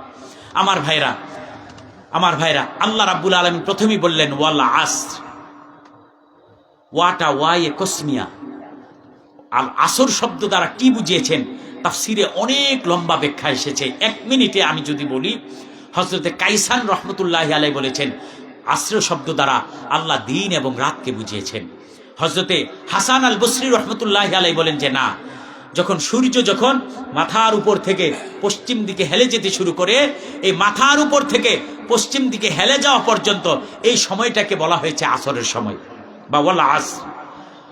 হযরতে কাতাদা রহমতুল্লাহি আলাইহি বলেন যে না, সূর্য যখন জোহরের ওয়াক্ত যখন শেষ হয়ে যায়, জোহরের ওয়াক্ত থেকে সূর্য যখন একেবারে ডুবে যায়, এই সূর্য জোহরের সময় শেষ থেকে শুরু করে সূর্য অস্তমিত হওয়া পর্যন্ত এই সময়টাকে আমরা কোন সময় বলি? কথা বল না। আসরের সময়। হযরত কাতাদা রহমতুল্লাহি আলাইহি বলছেন জোহর শেষ যেখানে, এরপর থেকে সূর্য অস্তমিত হওয়া পর্যন্ত এই সময়টাকে আসরের সময় বলে। রাইসুল মুফাসসিরিন হযরতে আব্দুল্লাহ ইবনে আব্বাস রাদিয়াল্লাহু তাআলা আনহু বলেন যে না, আসর শব্দ দ্বারা আল্লাহ দিন রাত বুঝান নাই। আসর শব্দ দ্বারা আল্লাহ নির্দিষ্ট কোনো জোহর থেকে সূর্যাস্ত পর্যন্ত সময়কে বোঝান নাই। আসর শব্দ দ্বারা জোহরের শেষ থেকে একেবারে সূর্যাস্ত পর্যন্ত সময়কে বোঝান নাই। রাইসুল মুফাসসিরিন আব্দুল্লাহ ইবনে আব্বাস বলেন এই আসর শব্দ দ্বারা আল্লাহ আমাদের এই হায়াতের জিন্দেগির ব্যাপক সময়কে বুঝিয়েছেন। সময় এই সময়কে বুঝাতে গিয়ে আল্লাহ বলেছেন ওয়াল আসর, সময়ের কসম। কিসের কসম? সবাই বলেন কিসের কসম? হইছে না, এতগুলো মানুষ এই সময় কথা বলছেন, ফ্যান্ডেলের ওই মাথায় গেছে না। কিসের কসম করেছেন? সময়ের কসম করেছেন, সময়ের কসম। আমার ভাইয়েরা, পৃথিবীতে স্বর্ণরূপ হীরামণি মুক্তা মাণিক্য কত দামি দামি জিনিস আছে। 1 ভরি স্বর্ণের দাম এখন প্রায় 3.5 লাখ টাকা, ঠিক নেই? 1 ভরি স্বর্ণের দাম 3.5 লক্ষ টাকা গিয়ে আটকাইছে। আরো কত এর চাইতে হীরা মণিমুক্তা রয়েছে, এর চাইতে আরো কত দামি দামি বস্তু রয়েছে, কিন্তু আল্লাহ সেগুলির কসম করলেন না, সময়ের কসম আল্লাহ কেন করলেন? আমার ভাইয়েরা, বাবাজিরা, সময়ের কসম আল্লাহ এই কারণে করেছেন, আল্লাহ রাব্বুল আলামিন আমাদেরকে এই দুনিয়াতে একটা নির্দিষ্ট হায়াত দিয়া পাঠাইছেন। এই নির্দিষ্ট হায়াতের বাহিরে আমাদের যাওয়ার কোনো ক্ষমতা আছে? একেবারে নির্ধারিত সময়। কেমন নির্ধারিত সময়? আল্লাহ রাব্বুল আলামিন কোরআনুল কারীমে বলেছেন فإذا جاء أجلهم لا يستأخرون ساعة ولا يستقدمون ও বান্দা আমি এমন একটা হায়াত দিয়ে তোমাকে পাঠাইছি ফাইজা জা আজালুহুম লা ইস্তাখিরুনা সাআতাও ওয়ালা ইস্তাকদিমুন বান্দা একটা সেকেন্ড আগেও আজরাইল তোমার সামনে হাজির হবে না, একটা সেকেন্ড অতিরিক্ত সময়ও তোমাকে দিবে না। একেবারে নির্ধারিত একটা সময় দিয়ে আল্লাহ আমাকে আপনাকে এই দুনিয়ায় পাঠাইছেন। কেন পাঠাইলেন? আল্লাহ এই দুনিয়ার হায়াতের জিন্দেগি দিয়া আমাদের কাছে আখিরাত বিক্রি করতে চাইছেন। সুবহানাল্লাহ, আর জোরে বলি সুবহানাল্লাহ। আল্লাহ রাব্বুল আলামিন আমাদেরকে দুনিয়ায় পাঠাইছেন আল্লাহর গোলামি করে করে আখিরাত কামাই করার জন্যে, আল্লাহর দাসত্ব করে করে আখিরাত কামাই করার জন্যে, আল্লাহর ইবাদত করে করে আখিরাতে আল্লাহর সন্তুষ্টির জন্যে, সর্বোপরি আল্লাহর জান্নাত কামাই করার জন্যে আল্লাহ আমাদেরকে দুনিয়ার হায়াতের জিন্দেগি দিয়ে এই দুনিয়ায় পাঠাইলেন। কিন্তু আমরা দুনিয়ার পিছনে ছুটতে ছুটতে, দুনিয়ার পিছনে ঘুরতে ঘুরতে, দুনিয়ার লাভ লালসা, দুনিয়ার যত চাকচিক্য আছে, দুনিয়ার সহায় সম্পদ ক্ষমতার পিছনে ছুটতে ছুটতে আখিরাতের কথা আমাদের কারুর মনে নাই, ঠিক কিনা? মনে নাই আখিরাতের কথা। আমরা দুনিয়ার পিছনে ছুটছি, দুনিয়া কি করে অর্জন করা যায়, দুনিয়ার সম্পদ কি করে অর্জন করা যায়, দুনিয়ার সম্মান কি করে অর্জন করা যায়, দুনিয়ার ক্ষমতা কি করে অর্জন করা যায়। দুনিয়ার ক্ষমতা, দুনিয়ার সম্মান, দুনিয়ার সম্পদ, দুনিয়ার লোভ লালসা, দুনিয়ার যত কিছু আছে, এই সমস্ত বিষয়ের পিছনে ছুটতে ছুটতে আখিরাতের কথা আমাদের মনে নাই। আখিরাতের কথা আমরা বেমালুম ভুলে গিয়েছি। কথা বলেন ঠিক না বেঠিক? মনে নাই আখিরাতের কথা। আখিরাতের কথা যদি আমাদের মনে থাকতো, মসজিদে 4 জন 5 জন আর 10 জন মুসল্লি হইতো না, জুমার দিনের মতন মসজিদ ভরপুর থাকতো। কথা বলেন ঠিক না বেঠিক? কই আখিরাতের কথা মনে কই আব্বা? আমরা মনে নাই আজকে আমাদের আখিরাতের কথা। আমরা দুনিয়ার পিছনে ছুটছি কি করে শুধু দুনিয়া ইনকাম করা যায়, দুনিয়া পাওয়া যায়, দুনিয়ার চাকচুক্য অর্জন করা যায়, সেই দুনিয়ার পিছনে ছুটছি। আখিরাতের কথা আমাদের মনে নাই, রবের ক্রোধের কথা মনে নাই, জাহান্নামের কথা মনে নাই, জাহান্নামের আগুন সাপ বিচ্ছুর কথা মনে নাই। আমরা শুধু চিন্তা করতেছি কি করে দুনিয়া অর্জন করা যায়, দুনিয়ার ক্ষমতা পাওয়া যায়, দুনিয়ার চাকচুক্য পাওয়া যায়, দুনিয়ার সম্পদ পাওয়া যায়। এর পিছনে ঘুরতে ঘুরতে হায়াতের বেলা আসর হয়ে গেছে, মাগরিব হয়ে গেছে, এরপরও আমাদের আখিরাতের কথা মনে হয় না, আখিরাতের কথা মনে হয় না। আব্বা কি জবাব দিবেন ময়দানে মাহশারে আল্লাহর আদালতে? কি জবাব দিবেন? কি জবাব আছে আল্লাহর আদালতে আমার আপনার? দুনিয়ার জিন্দেগি তো ধ্বংস করে ফেলছি, দুনিয়ার জিন্দেগি তো একেবারে ডেস্ট্রয় করে ফেলেছি। কি জবাব হাশরের ময়দানে আল্লাহর আদালতে দিব, আল্লাহর আদালতে? আমি আপনি মনে করতেছি এই দুনিয়ার এত রং ঢং চাকচিক্য ক্ষমতা সব বুঝি আরাম আয়েশ, এই দুনিয়াটাই শেষ। না বাবা না, না বাবা না, এই দুনিয়াটায় শুরু আছে, শেষও আছে। দুনিয়ার আপনার বয়স 50, শেষ হয়ে গেছে 30, আর 20 বছর হায়াত আছে। আপনার 60, শেষ হয়ে গেছে 50, আর 10 বছর হায়াত আছে। আরেকজনের 70, আর শেষ হয়ে গেছে 62, আর 8 বছর হায়াত আছে। আরেকজনের 80, 75, শেষ আছে মাত্র 5 বছর। এরপরে দুনিয়ার চিন্তা আমাদের যায় না। কথা বলেন। একজন আমার এদিকের একজন আমার পরিচিত মানুষ, জিজ্ঞেস করছি চাচা কেমন আছেন, বাবা কেমন আছেন? বেশি ভালো না। বেশি ভালো না? কেন ভালো না? কইতেছে দেখো তোমার 3টা ভাই তো বিদেশ থাকে, 2টা মাশাআল্লাহ খুব ভালো আছে, 1 লাখ টাকার উপরে বেতন পায়, বাড়িতে ঢের টাকা পাঠায়। আরেকটাও ভালো ছিল, এই 80-90 হাজার টাকা বেতন পাইতো, কিন্তু 3 মাস আগে তার চাকরিটা গেছে গা। এখন কোনো রকম একটা চাকরি করে 40-45 হাজার টাকা বেতন পায়। এই কারণে হেবেরা বালা নেই। চিন্তা করা যায়? মুসলমান আমরা কোন রাস্তায় চলছি, কোন রাস্তায় চলছি আমরা? এখনো সন্তানের চিন্তা আমার যায় না, এখনো সংসারের চিন্তা আমার যায় না, এখনো জমি জমার চিন্তা আমার যায় না, এখনো ঘর বাড়ির চিন্তা আমার যায় না। ও বাবা, এই ঘর বাড়ি, এই সহায় সম্পদ কবরে কোনটা নিয়ে যাওয়া যাইব? নিয়ে যাওয়া যাইব? কথা কয় না। আপনি 10 কোটি টাকার মালিক, আপনার কবরটা 20 হাত লম্বা করবো নাকি? আপনি 50 কোটি টাকার মালিক, আপনার কবরটা 50 হাত লম্বা করবে নাকি? না 3.5 হাতই? ও বাবা 3.5 হাতই। 1500-1000 টাকা গজের কাপড় পাওয়া যায়, আপনার জন্য কিনবে না, গিয়া বাজারে বলবে মার্কিন কাপড়টা দাও, মার্কিন কাপড় দাও। 30, 35, 40 টাকা গজের কাপড় আইনা আপনাকে কাফন দাফন করবে। ও বাবা, এরপর এই দুনিয়ার পিছনে আমরা ঘুরতে ঘুরতে, দুনিয়ার চাকচিক্যের পিছনে, দুনিয়ার মোহের পিছনে ঘুরতে ঘুরতে আখিরাত ধ্বংস করে দিচ্ছি। আখিরাতের কথা আমাদের মনে নাই। এই কারণে তো আল্লাহ আমাদেরকে দুনিয়ায় পাঠান নাই। আল্লাহ দুনিয়ায় পাঠাইছেন এই দুনিয়ার হায়াতটাকে ভালো কাজে লাগাইয়া, নেকের কাজে লাগাইয়া, ইবাদতে কাজে লাগাইয়া আখিরাত কামাই করার জন্য। কিন্তু আমি আপনি তো আখিরাতের কথা বেমালুম ভুলে গিয়েছি, শুধু দুনিয়া নিয়ে পড়ে আছে। কথা বলেন ঠিক না বেঠিক? আমার ভাইয়েরা, আল্লাহ রাব্বুল আলামিন কুরআনুল কারীমে এই ব্যাপারে চমৎকার করে আমাদেরকে নসিহত শোনাচ্ছেন। আল্লাহ রাব্বুল আলামিন বলেন, আল্লাযী খালাকাল মাউতা ওয়াল হায়াতা লিয়াবলুয়াকুম আইয়ুকুম আহসানু আমালা। আল্লাহ রাব্বুল আলামিন বলছেন, হে বান্দা, আমি তোমাদের মৃত্যু দিয়েছি, হায়াত নামক একটা জিন্দেগি দিয়েছি। কেন দিয়েছি জানুনি? আমি আল্লাহ পরীক্ষা করতে চাই, আইয়ুকুম আহসানু আমালা, তোমাদের মাঝে কে বেশি সৎকর্ম করে, কে বেশি ভালো কাজ করে, কে বেশি দিনদারিতার কাজ করে। এই বিষয়টা পরীক্ষা করার জন্য আমি আল্লাহ মৃত্যু দিয়েছি, তোমাদের হায়াত দিয়েছি। আমি আল্লাহ পরীক্ষা করতে চাই, পরীক্ষা।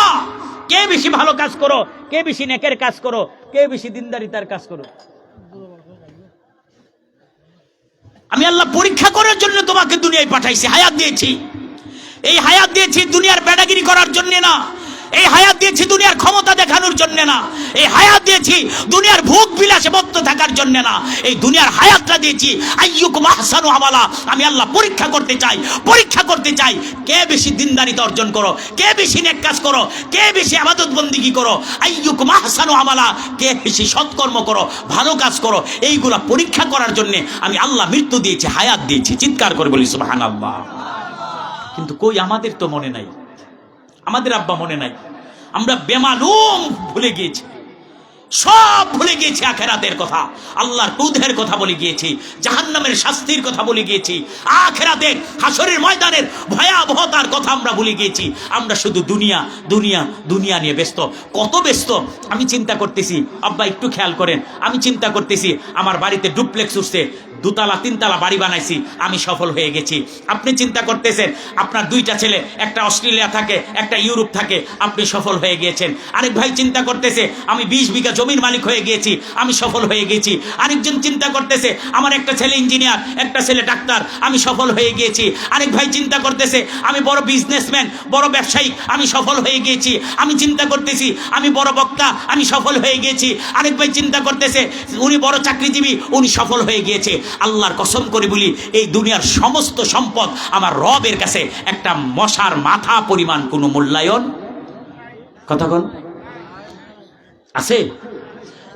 সমস্ত দুনিয়ার সমস্ত সম্পদ যদি এক পাল্লায় রাখা হয়, দুনিয়ার সমস্ত সম্পদ আমার আল্লাহর কাছে, আমার রবের কাছে একটা মাছির মাথা পরিমাণও মূল্যায়ন। তো আপনি কিসের সফল হইলেন? আপনি বেড়াগিরি দেখাইতেছেন, আপনি ইউনিয়নের চেয়ারম্যান হয়ে গেছেন, আপনি এমপি হয়ে গিয়েছেন, আপনি কত সফল। আমি চিন্তা করতেছি আমি সচিব হয়ে গেছি, আমি সফল, আমি বাংলাদেশের শ্রেষ্ঠ ব্যবসায়ী, আমি সফল। আমার আল্লাহ কয় না বান্দা, না, এইগুলি সফলতার মাপকাঠি না, এইগুলি সফলতা না। সফলতা হলো ওইটা যদি কোনো মানুষ, যদি কোনো ইমানদার, যখন কোনো মুসলমান নিজেকে আল্লাহর জাহান্নাম থেকে বাঁচাইয়া আল্লাহর জান্নাতে তুলে দিতে পারলো, এটার নাম সফলতা, এটার নাম সফলতা। আমার মুখের কথা নয়, আল্লাহ রাব্বুল আলামিন কুরআনুল কারীমে এই ব্যাপারে স্পষ্ট করে আমাদেরকে জানিয়ে দিয়েছেন, ফামান যুহজিহা আনিন নারি ওয়া উদখিলাল জান্নাতা ফাকাদ ফাজ ওয়া মাল হায়াতুদ দুনিয়া ইল্লা মাতাউল গুরুর। আমার ভাইরা, বাবাজিরা, আমার আল্লাহ বলেন দুনিয়ার মানুষ সফলতা কোথায় শোনো। আল্লাহ রাব্বুল আলামিন ওয়াজ করছেন, যেই ব্যক্তি নিজেকে আল্লাহর জাহান্নাম থেকে বাঁচাইয়া আল্লাহর জান্নাতে প্রবেশ করাতে পারলো, ফামান যুহজিহা আনিন নার, যেই ব্যক্তি আল্লাহর জাহান্নাম থেকে নিজেকে বাঁচাইতে পারলো, ওয়া উদখিলাল জান্নাতা, এবং আল্লাহর জান্নাতে প্রবেশ করাতে পারলো, আমার আল্লাহ কয়ে ফাকাদ ফাজ, সেই সফল কাম, সেই ব্যক্তি সফলতম ব্যক্তি।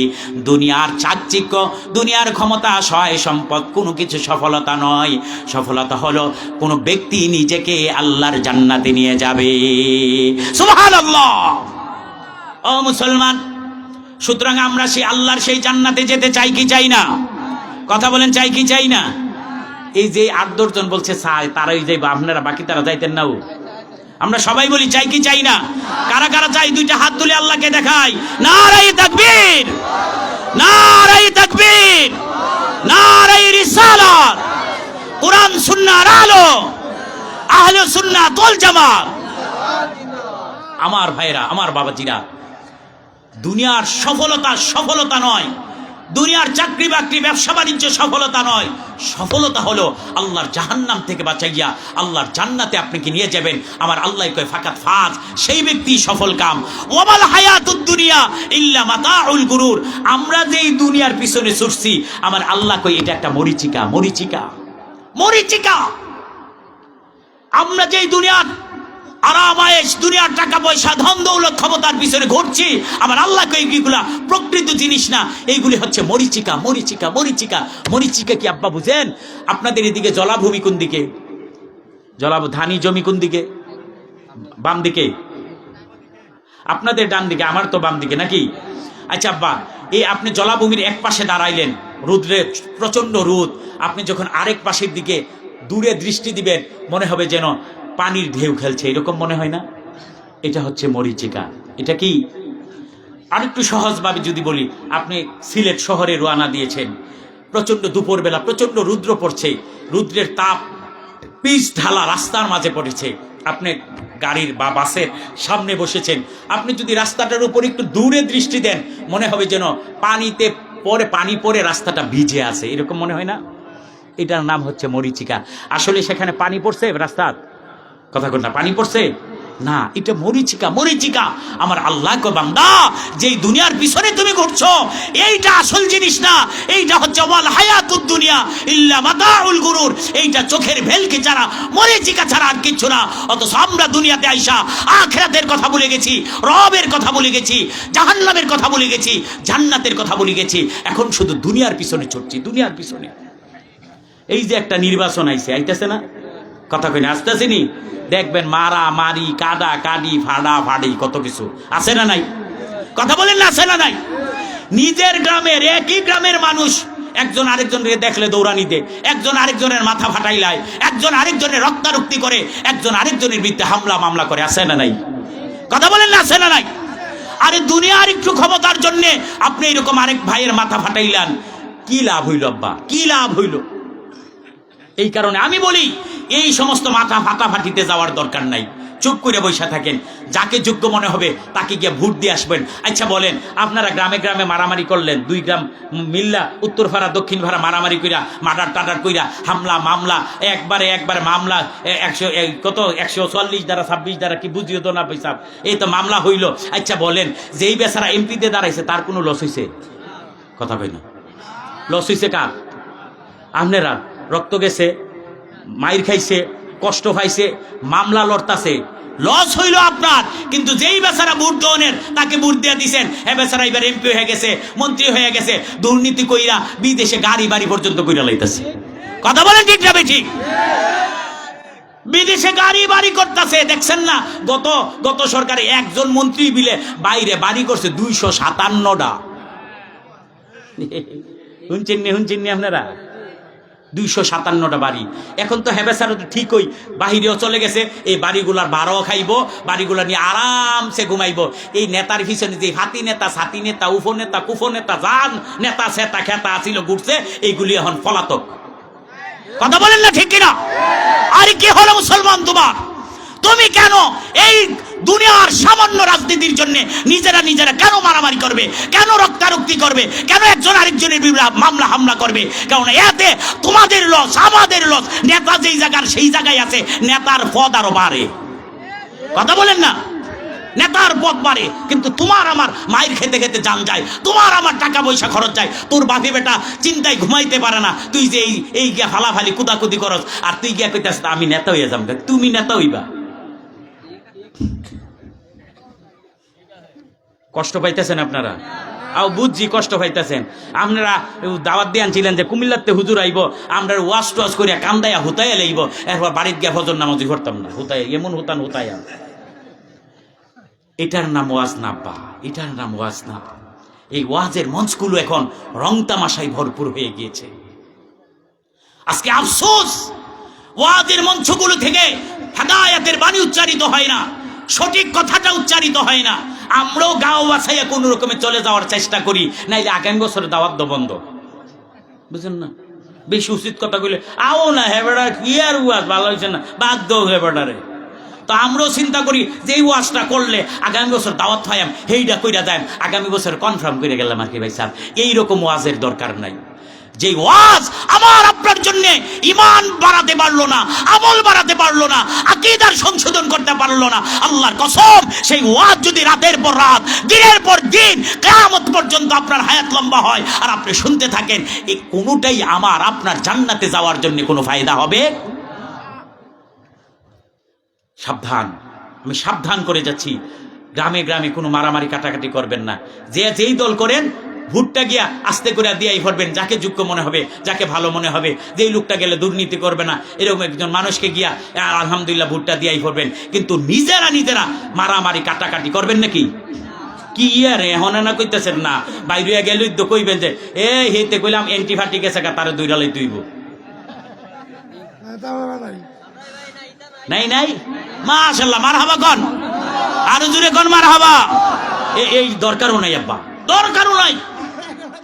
নিজেরা মারামারি কাটাকাটি করে, নিজেদের টাকা পয়সা যায়, নিজেরা জেল জুলুম খাটে, নিজেদের টেনশন, নিজেদের পরিবারগুলো পেরেশানির মাঝে থাকে। অথচ হেতারা নেতা হয়, আবার হেতারা প্রমোশনও হয়, থাহি এমপি থেকে মন্ত্রী, উপমন্ত্রী হয়ে জায়গা, উপমন্ত্রী থেকে মন্ত্রী হয়ে জায়গা, মন্ত্রী হওয়ার পর বিদেশে 57টা বাড়ি করে বাইক জায়গা। সাবধান মুসলমান, এই সমস্ত দুনিয়াবি ফিতনা নিয়ে মারামারি কাটাকাটি কইরা সময় নষ্ট করার কোনো দরকার। আমার ভাইয়েরা, আল্লাহ রাব্বুল আলামিন বলছেন ওয়ামাল হায়াতুদ দুনিয়া ইল্লা মাতাউল গুরুর। বান্দা, এই দুনিয়ার হায়াতটা, দুনিয়ার এই জীবনটা, দুনিয়ার এই সময়টা অনেক মূল্যায়ন, অনেক বেশি মূল্যবান।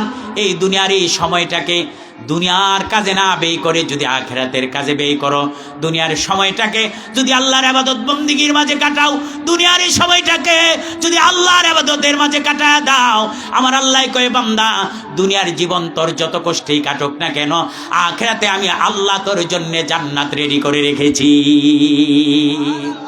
ও মুসলমান, জানতে চাই সেই জান্নাতে যেতে চাই কি চাই না? কারা কারা চাই দুটো হাত তুলে দেখায়। নারায়ে তাকবীর, নারায়ে তাকবীর, নারায়ে রিসালাত, আহলে সুন্নাত ওয়াল জামাত। আমার ভাইরা, আমরা এই দুনিয়ার সময় দ্বারা আখিরাত ক্রয় করতে চাই, কথা বলি ঠিক কিনা? এই দুনিয়ার সময়ের গুরুত্ব বোঝানোর জন্যই আমার আল্লাহ এই সূরার প্রথমে বলছেন ওয়াল আসর, সময়ের কসম। কিসের কসম?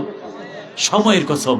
কিন্তু দেখেন আব্বা, আমরা এই দুনিয়ার সময়টাকে অযথা ফাহেসা, একেবারে লোভ লালসায় পূর্ণ এমন একটা সময়টাকে আমি কাটিয়ে দিচ্ছি। আখিরাতের কথা চিন্তা নাই, আখিরাতের ফিকির নাই, আখিরাতের আমল আমার মাঝে নাই। ও মুসলমান, আল্লাহর কসম করে বলি, আল্লাহর আদালতে সেই দিন এই মুখটা দেখানোর মতন কোনো সুযোগ থাকবে না। আল্লাহ রাব্বুল আলামিন বলেন, ইন্না জাআলনা মা আলাল আরদি জিনাতাল লাহা লিনাবলুয়াহুম আইয়ুহুম আহসানু আমালা। আল্লাহ রাব্বুল আলামিন বলছেন, বান্দা, এই পৃথিবীতে যত কিছু দেখো, আমি আল্লাহ এই সকল কিছু দিয়ে এই পৃথিবীটাকে সুন্দর করে সাজিয়েছি। কেন সাজিয়েছি জানুনি বান্দা? লিনাবলুয়াহুম আইয়ুহুম আহসানু আমালা। আমি আল্লাহ পরীক্ষা করতে চাই, এই দুনিয়ার চাকচিক্যে পরে তোমরা আমি আল্লাহকে ভুলে যাও নাকি আরো আমল বাড়ায়া দাও। আমি আল্লাহকে ভুলে যাও, রবের গোলামি ভুলে যাও, নাকি তোমরা কে বেশি আমলদার হও, শানদার হও, ওজনদার হও, আমলদার হও, এই বিষয়টা পরীক্ষা করার জন্য আমি আল্লাহ এই দুনিয়াটা এত সুন্দর করে সাজাইছি। কিন্তু আমরা দুনিয়ার চাকচিক্যে পড়ে আখিরাতকে ভুলে গেছি, ঠিক না? আজকে একটু খেয়াল করে দেখেন, আপনার বয়স 60 হয়ে গেছে বাবা, এখনো আপনি নামাজ পড়েন না, হয়তো বাঁচবেন আর 5 বছর 10 বছর। আপনার বয়স 70 হয়ে গেছে, এখনো আপনি নামাজ পড়েন না, বাঁচবেন আর 3 বছর 5 বছর।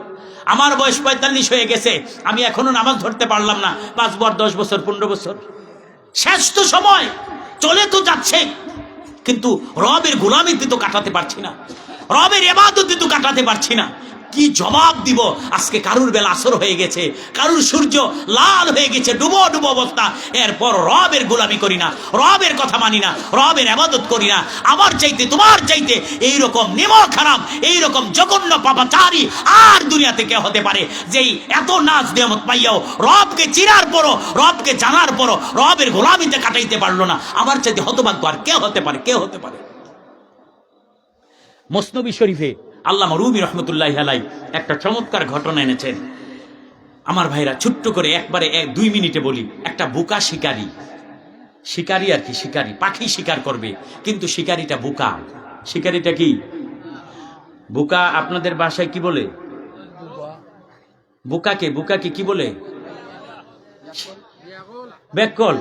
বেকল সিধাও বলে কিছু কিছু জায়গায়, সিধা না, সিধা, বেকল, বোকা, সহজ সরল এরকম বলে, ঠিক না? আচ্ছা বলেন, এই সহজ সরল সিধা মানুষ, বেকল মানুষ বুঝি শিকার করতারে? কথা হয় না। মনে করেন আমার যদি একটা বালতির মাঝে কইরা 5টা শিং মাছ আর 2টা কই মাছ দিয়ে এখন হুজুর দইরা দেন, সারাদিন আতাই তারাম 3-4টা খাইয়া টাইয়া ডাক্তারের কাছে যাওয়ার লাগবে, বুঝলেন?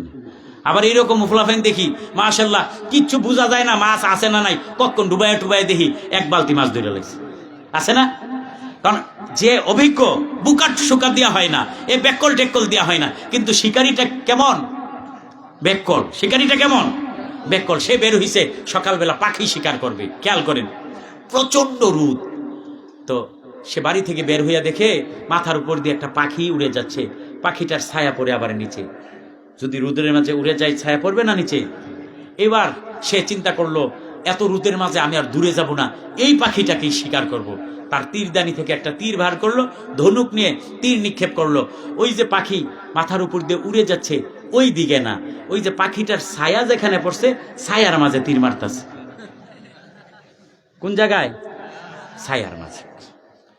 1 ঘন্টা যায়, 2 ঘন্টা যায়, জোহর শেষ হয়ে গেল, আসর শেষ হয়ে গেল, সূর্য লাল হয়ে গেল, সূর্য ডুবে ডুবে অবস্থা, মাগরিবের সময় ঘনিয়ে এসেছে।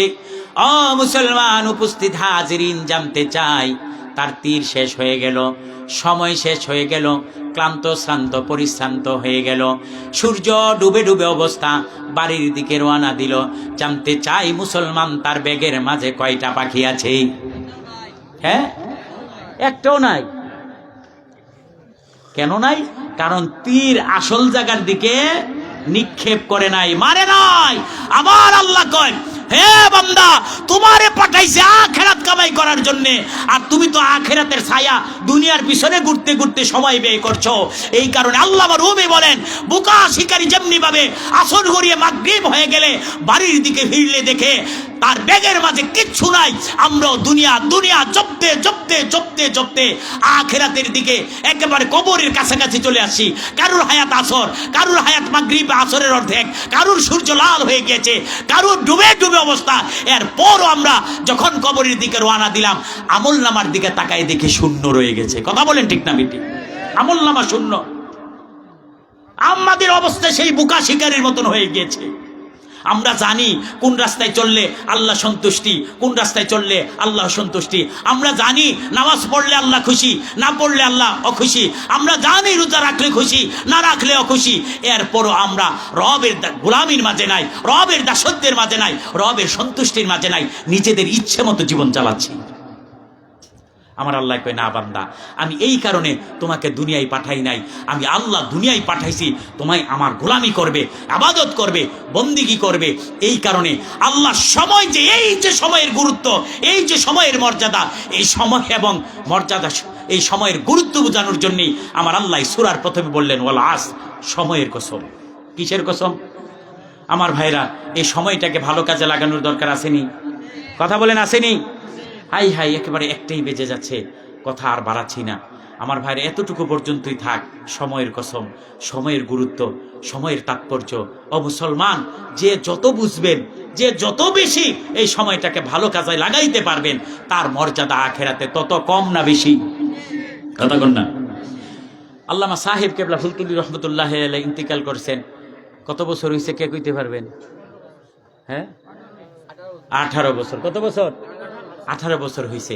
আচ্ছা, আল্লামা সাহেব কেবলা ফুলতুলি রহমতুল্লাহ আলাইহির নাম যখন আমরা নেই, অসম্মানের সাথে নেই না সম্মানের সাথে?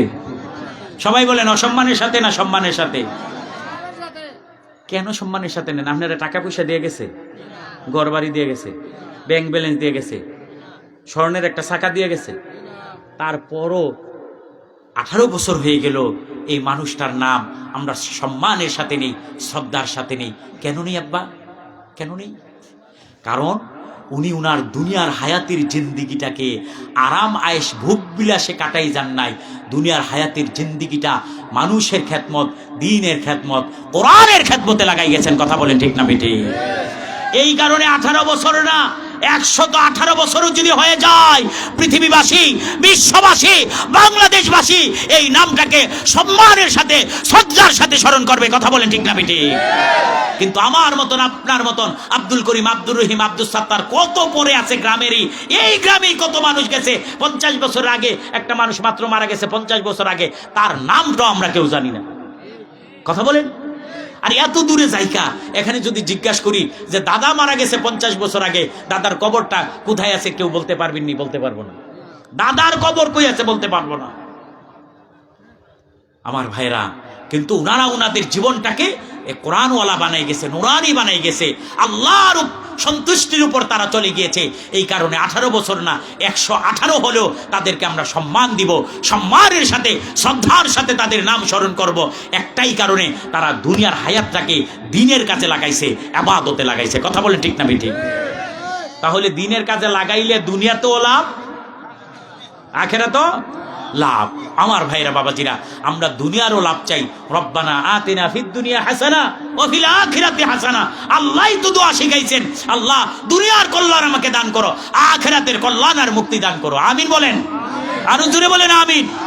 এই দুনিয়ার কল্যাণ আর আখিরাতের কল্যাণ পেতে হলে আমাদেরকে একটা কাজ করতে হবে, দুনিয়ার এই হায়াতটাকে ভালো কাজে লাগাইতে হবে। কোন কাজে? ইবাদতে, আল্লাহর গোলামিতে, আল্লাহর দাসত্বের মাঝে যদি আমরা এই দুনিয়ার হায়াতের জিন্দেগিটা কাটাতে পারি, আল্লাহ আমাদেরকে দুনিয়াতেও মর্যাদা দিবেন, আখিরাতেও আমাদের মর্যাদা আছে না নাই? আল্লাহ রাব্বুল আলামিন আমাদেরকে দুনিয়াতেও সম্মানিত করুন, আখিরাতেও সম্মানিত করুন। সর্বোপরি শুধুমাত্র আল্লাহর সন্তুষ্টির জন্যে, আল্লাহর রেজামন্দির জন্য যেন আমরা ইবাদত বন্দেগী গোলামি করে যেতে পারি।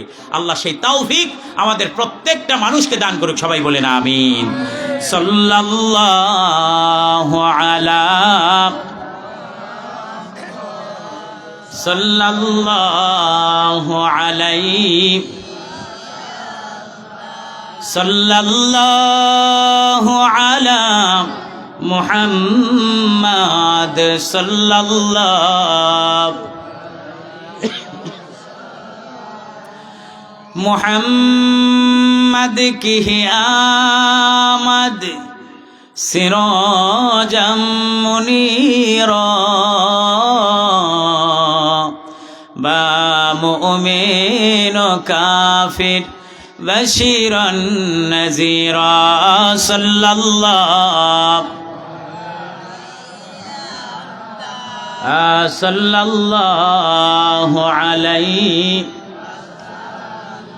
সাল্লাল্লাহু আলা মুহাম্মাদ সাল্লাল্লাহু नहीं दू जहां में मिसाले मुहम्मद जमाले खुदा है कमाले मुहम्मद सल्लल्लाहु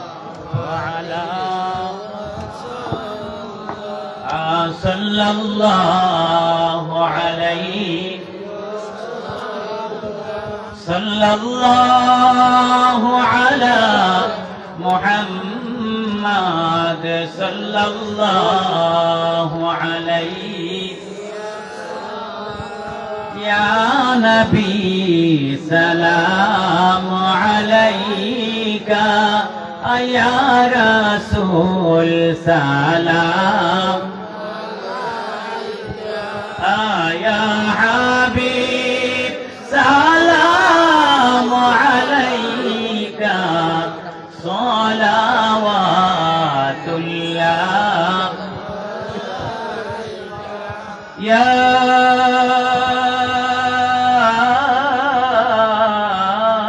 رسول الله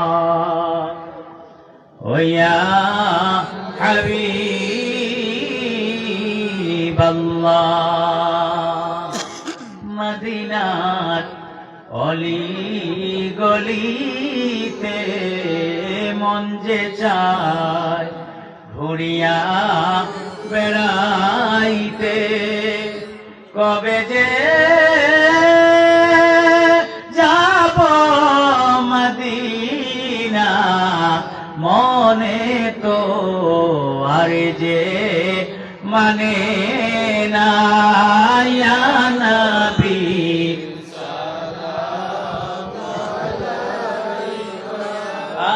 يا رسول سلام يا حبيب سلام عليك صلوات الله يا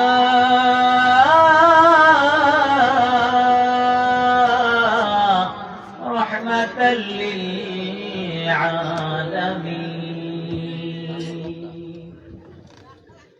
আমাদের মরণ কালে নবী আপনাকে কাছে পেলে থাকবে না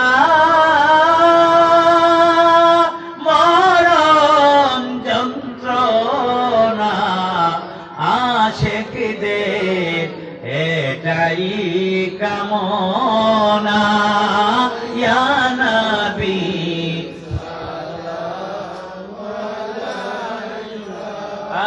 ইয়া রাসূল সালাম ইয়া হাবিব সালাম আলাইকা সালাওয়াতুল্লাহ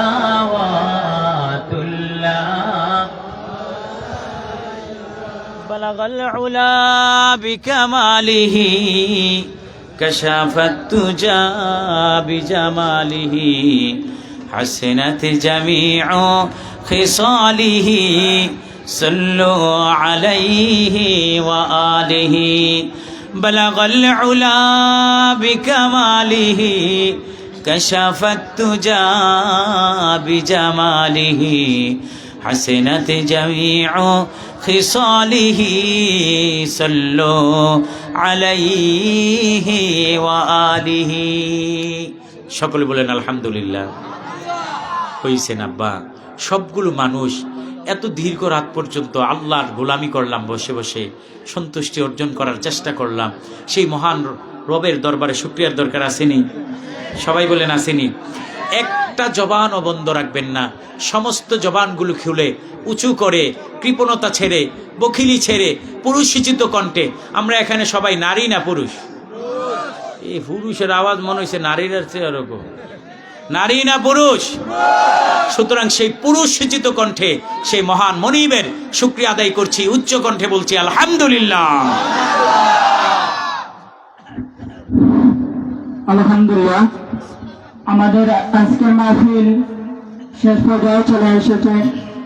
আমাদের মাহফিলের বাইরে যারা আছেন, বিশেষ করে পিতরে চলে আসেন। আজকের মাহফিলের বাইরে সিন্নি বিতরণ করা হবে না। আর 2025 ইংরেজি সনের হিসাব এই মুহূর্তে মাহফিলে দেবেন আমাদের ওয়াজ কমিটির সম্মানিত সভাপতি জনাব আফির আব্দুল ওয়াহিদ বাবু।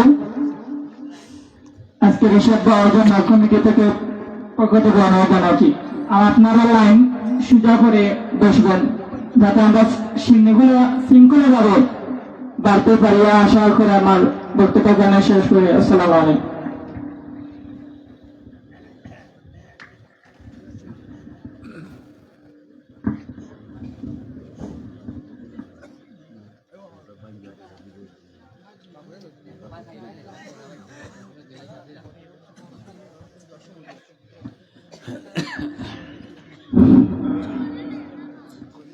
সম্মানিত উপস্থিতি, আমরা প্রতিবেশন ন্যায় এবছর গত বছর হিসাব দেব।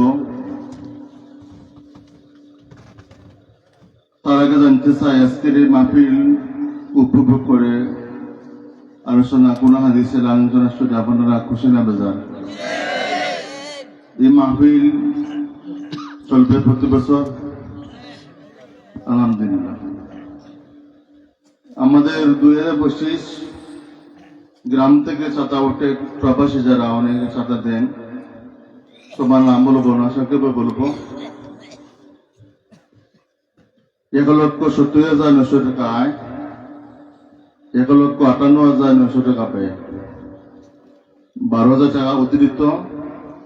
এই 12,000 অতিরিক্ত টাকা আমাদের পাগেরা গ্রামে 2 জন অসুস্থ অসহায় মানুষ ছিলেন, যাদেরকে কমিটির পক্ষ থেকে লক্তবিয়া ইসলামী যুব সমাজের পক্ষ থেকে অতিরিক্ত টাকা 12,000, তার থেকে 10,000 টাকা, 5,000 করে দুইকে 10,000 টাকা চিকিৎসা বাবদ সহযোগিতা করা হয়েছে। আপনারা জানা খুশি। আলহামদুলিল্লাহ, আলহামদুলিল্লাহ, আলহামদুলিল্লাহ। 2,000 টাকা, সেই 2,000 টাকা থেকে আজকে মাহফিল সুন্দর করতে গিয়ে যে প্লেক বানানো হয়েছে, আপনারা দেখেছেন প্লেক লাগানো হয় নাই, সেই প্লেক 2,000 টাকা দিয়ে বানানো হয়েছে। গত বছর 2025 হিসাব এখানে সমাপ্ত। আর এবছরে আয় পেয়ে ইনশাল্লাহ আগামী বছর আবার আমার আয়তে বাঁচতে দেওয়া হবে ইনশাল্লাহ। আসসালামু আলাইকুম। সকলে ইস্তেগফার পড়ি। আস্তাগফিরুল্লাহ রাব্বি মিন কুল্লি জামবিন ওয়া আতুবু ইলাইহি লা হাওলা ওয়ালা কুওয়াতা ইল্লা বিল্লাহিল আলিয়্যিল আযীম। আস্তাগফিরুল্লাহ রাব্বি মিন কুল্লি জামবিন ওয়া আতুবু ইলাইহি লা হাওলা ওয়ালা কুওয়াতা ইল্লা বিল্লাহিল আলিয়্যিল আযীম। আস্তাগফিরুল্লাহাল্লাযী লা ইলাহা ইল্লা হুয়াল হাইয়ুল কাইয়্যুম ওয়া আতুবু ইলাইহি লা হাওলা ওয়ালা কুওয়াতা ইল্লা বিল্লাহিল আলিয়্যিল আযীম। সর্বপ্রথম জি, আমাদের পাগড়িয়া ঐতিহ্য জারত আছে না, আমার মসজিদ থেকে একসাথে জারত করি। মসজিদ তো বলা হবে, তারপরও দেখা যায় অনেক সময় বিশৃঙ্খলা হয়। আমি প্রত্যেকের দাওয়াত দিচ্ছি, আমার প্রতি মসজিদে 3 মসজিদ একসাথে ঘোষণা করবে ইনশাআল্লাহ। রাত্রে 10:30 থেকে 11টার ভিতরে দোকানে থাকবে। জাস্ট 11টাই আমাদের যে রেডি বের হবে, 1 মিনিটও আমার দেরি করবো না। সুতরাং 10:30 থেকে 11টার ভিতরে। আসসালামু আলাইকুম। সম্মানিত উপস্থিতি, এখন সবাই সবার জন্য দোয়া করবেন। অনেক অসুস্থ রোগী আছে, দোয়া চাই। অনেক বিদেশি আছে, দোয়া চাই। এই গ্রামের কত মানুষ কবরে শায়িত আছে, তাদের জন্য দোয়া করবেন। আত্মীয় স্বজন সকলের জন্য দোয়া করবেন। আল্লাহ রাব্বুল আলামিন যেন আজকের এই মাহফিলকে কবুল আর মঞ্জুর করে নেন। সবাই বলেন আমিন। আপনারা আমার প্রতি কোনো রাগ আছে? আব্বা, যে কথাগুলো বললাম, আল্লাহ যেন আমলে পরিণত করার, আমল বাবা, আমল। মাহফিল যদি একটু না শুনেন কোনো সমস্যা নাই, যদি আমল ঠিক থাকে। আর মাহফিল প্রতি রাত শুনলেও কোনো লাভ হবে না যদি আমলের পরিবর্তন না হয়। আল্লাহ আমাকে সহ আগে যে কথাগুলো বলছি, আমাকে যেন আল্লাহ আমলে পরিণত করার তৌফিক দান করে। আপনাদের সহ মা বোনেরা যারা শুনেছেন, সকলকে আমল করার তৌফিক আল্লাহ দান করে। সবাই বলেন আমিন। আল্লাহুম্মা আমিন। ربنا ظلمنا أنفسنا وإن لم تغفر لنا وترحمنا لنكونن من الخاسرين ربنا لا تزغ قلوبنا بعد إذ هديتنا وهب لنا من لدنك رحمة إنك أنت الوهاب ربنا هب لنا من أزواجنا وذريتنا قرة أعين وجعلنا للمتقين إماما رب ارحمهما كما ربياني صغيرا رب ارحمهما كما ربياني صغيرا রব্বুল আলামিন আয় আল্লাহ তাকায় দেখো রাত্র গভীর থেকে গভীরতর হয়েছে রাত্র প্রায় 1টার উপরে বেজে গিয়েছে 1:15 প্রায় বাজে আল্লাহ এত দীর্ঘ রজনী পর্যন্ত তোমার বান্দারা বসে বসে কোরআনের আলোচনা শুনলো দ্বীনের আলোচনা শুনলো আয় আল্লাহ তোমার কুদরতি কদমে ফরিয়াদ জানাই আয় আল্লাহ আজকের এই বৈঠককে কেন্দ্র করে তুমি আমাদের প্রত্যেকের জিন্দেগির গুনাহগুলি ক্ষমা করে দাও আয় আল্লাহ আজকের হাদিয়া লক্ষ কোটি গুণ বাড়াইয়া উম্মতের কান্ডারি নবীজির রওজা থরে সোনার মদিনা নূরের মদিনায় পৌঁছা দাও আম্বিয়া কেরাম থেকে শুরু করে আজ পর্যন্ত যত মুসলমান যারা পরিমাণ ঈমান নিয়ে কবরে আল্লাহ দয়া করে প্রত্যেকের কবরে কবরে আজকের হাদিয়া তুমি পৌঁছা দাও আয় আল্লাহ বিশেষ করে বৃহত্তর সিলেটের সম্রাট আয় আল্লাহ শাহজালাল ইয়ামিনীর আরওয়াহে আজকের হাদিয়া পৌঁছা দাও আয় আল্লাহ আল্লামা সাহেব কেবলা ফুলতুলি রহমতুল্লাহি আলাইহি আরওয়াহে আজকের হাদিয়া তুমি পৌঁছা দাও আল্লাহ বিশেষ করে আল্লাহ এই পাগুড়িয়া গ্রামের আনাচে কানাচে আমতলায় জামতলায় বাসতলায় পুকুর পারে যত মানুষ কবরে শায়িত আছে আল্লাহ দয়া করে প্রত্যেকের কবরে কবরে আজকের হাদিয়া তুমি পৌঁছা দাও আর রব্বুল আলামিন ও মালিক মাওলাজি তোমার কুদরতি কদমে ফরিয়াদ জানাই আল্লাহ এই মজলিসে কে জানে আছে আমার মতন আব্বারা আব্বা নাই অন্ধকার কবরের বাসিন্দা হয়ে গেছে কে জানে আছে রে মা মা বলে ডাক দেওয়ার মতন বাড়িতে আর কেউ নাই ও আল্লাহ কে জানে আছে পুরা কপাল আব্বাও নাই আম্মাও নাই অন্ধকার কবরে সেই তো আল্লাহ তোমার কুদরতি কদমে ফরিয়াদ জানাই আমাদের আব্বা আম্মার কবরগুলাকে এই মুহূর্তে তুমি জান্নাতের বাগান বানায়া দাও আয় আল্লাহ যে মা বাবা তাদের বাড়ি পায়া বাড়িওয়ালা হইলাম ঘর পায়া ঘরওয়ালা হইলাম যাদের জায়গা জমি পায়া জায়গা জমির মালিক হইলাম যেই মা বাবা না খেয়ে না পড়ে কত কষ্ট করে আমাদেরকে মানুষ করেছে আল্লাহ এমন আব্বা আম্মা এমন মা বাবা যাদের অন্ধকার কবরে সেই তো আছে আল্লাহ তাদের কবরগুলিকে এই মুহূর্তে জান্নাতের বাগান বানায়া দাও আয় আল্লাহ আমাদের আদরের দাদা দাদি নানা নানি মাতৃকুল পিতৃকুল শ্বশুর শাশুড়ির কুল যত মানুষ কবরে আল্লাহ দয়া করে প্রত্যেকের কবরে কবরে আজকের হাদিয়া তুমি পৌঁছা দাও আর রব্বুল আলামিন বিশেষ করে তোমার দরবারে ফরিয়াদ